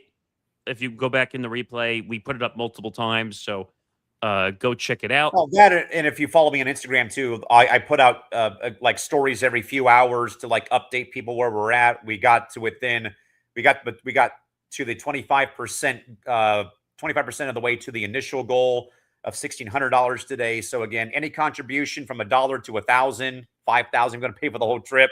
Again, greatly much appreciated though. And again, because mainly the main issue is going to be lodging, because I'm going to be there for 12 days. And again, during the peak of the summer though, in July in Orange County, those prices are going this way and not this way. That's vacation territory. So Yes. the prices are going to be higher. But check that out. Help the cause. We're going to do some ETB Small Market Edition. Maybe we'll even do some video versions of ETB Small Market Edition out of that. Maybe. Yeah, we that's kind of the game plan right now. I'm going to begin to kind of lay out the content calendar for that time while I'm there, when it comes to digital, when it comes to audio, when it comes to, live programming and all of that good stuff too. Update as well. ETB Sports episode 315 just went live on the video side on YouTube. Go check it out. Myself and Zambando. What else do we have? I don't know about MTGP yet. Still trying to get a to be determined on that time right now, or an ETA, an estimated time of arrival on that. I don't know what's happening right now currently. Quickly before, and that's only being done for the fact that Johnny and Nick both had some schedule issues pop up that they're attending to right now. Much like myself, again, as I said earlier, that during the month of May I'll be away a bit more often from the lounge, just due to the fact that there's been plans in place with me and some friends for the latter part of the last several months on a couple of Sundays. Plus my birthday weekend is coming up too in May, and all that good stuff. So there just a couple of days I'll be away again. Once more, it's nothing major, like they're getting rid of me from my own show. Just that there were plans made back when the new year began for this time of the year, though, when my season begins to finally die down, and my season comes to an end on May the 9th.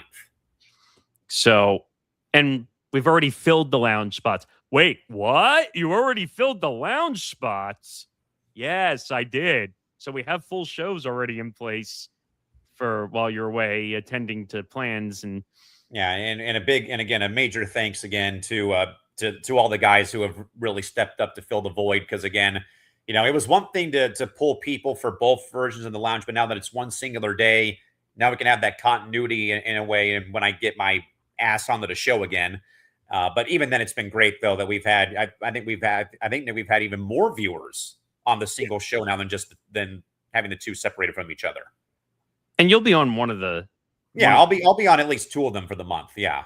So you'll be there. As long as we don't have to talk Diana Russini and Mike Vrabel anymore. Please and thank you in advance. But quickly, because I forgot to do it in one of the breaks, you want to talk about the new shows for you and Tom? Quickly? Yeah, so coming up, folks, May 11th and May 12th, Tom Albano is back joining us for Fight IQ, a extension right now of all of our MMA coverage alongside Zan and The Outsiders. It'll be a Monday night show that will debut May 11th. Then May 12th, I'll be debuting Callan's Cranium. We've already been putting out all the teasers on our platforms, too.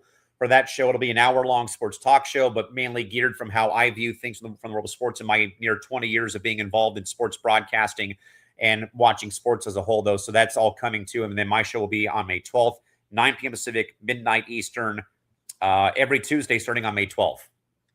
And then also as part of Fight IQ, there'll be a sports betting version of the show on Saturday. So that'll be on the 16th and going forward every Saturday before the fight cards start. So you're getting 2 versions of Fight IQ. You're getting, and you still have, and Tom also has his post-fight shows too, as well, for all the numbered cards too that'll be coming out too. So we got all your MMA bases still covered coming up here as we get towards the fight card at the White House in 2 months' time. Can't believe we're saying that. Yeah, so there's gonna be a lot of coverage for the White House card as well. So a lot of stuff happening in May. Stay tuned. Still working on guests for this show, hopefully in the next couple of weeks. Especially when Liv finally blows up. Well, oh wait, it goes straight to your thighs, and then you'll blow up. Damn it, that was too good of a moment not to say it. Put it right on a T for you. Yeah, but that'll do it for the show. Check us out on social media at Press Row across all social media. Press Row ETB across all social media platforms: Twitter, Instagram, and when TikTok decides to not have a hissy fit. Check out the network at ETB Network, Twitter, Instagram, TikTok. Oh, did you say hissy fit? Pointless, gutless, fucking shit, most godless, fucking gutless, fucking team. Yeah. What Frank the Tank said. Yeah. Man. But yeah, check us out. We'll be back in the normal time next week. Normal. May 6th, first show of May. We're going to be at the halfway point soon of the year. If you can believe that, my goodness gracious. I got to look this up again. What month? It's somewhere in June, right? Yeah, it's in June. What month and day is the halfway point of the year? Because I can't remember. July 2nd. July 2nd is officially the halfway point of the year. So that'll be here before you know it, too. It will be. It's going to be summer. It's going to be incredibly hot by you and by me. Maybe it'll stop my sinuses from being an a-hole, finally. Yeah, you sound like you between all the gigs and everything you're trying to get through. You sound like this. You know what I mean? You sound like Porgy Pig. That's all, folks, for the show. We'll see you next Wednesday. Or Popeye the Sailor, man. Whichever one you want to say at this point. Oh, man. All right, that'll do it for the show. May 6th, 2 p.m. to 5 p.m. Eastern. We will be back 11 a.m. to 2 p.m. Pacific. Make sure I include that because the West Coast guy will come after me and break my legs if I don't. Legs. Oh, my God. All right, that'll do it. That's the one I was looking for, and I couldn't find it. That'll do it. Have a good week, everybody. We will see you next time.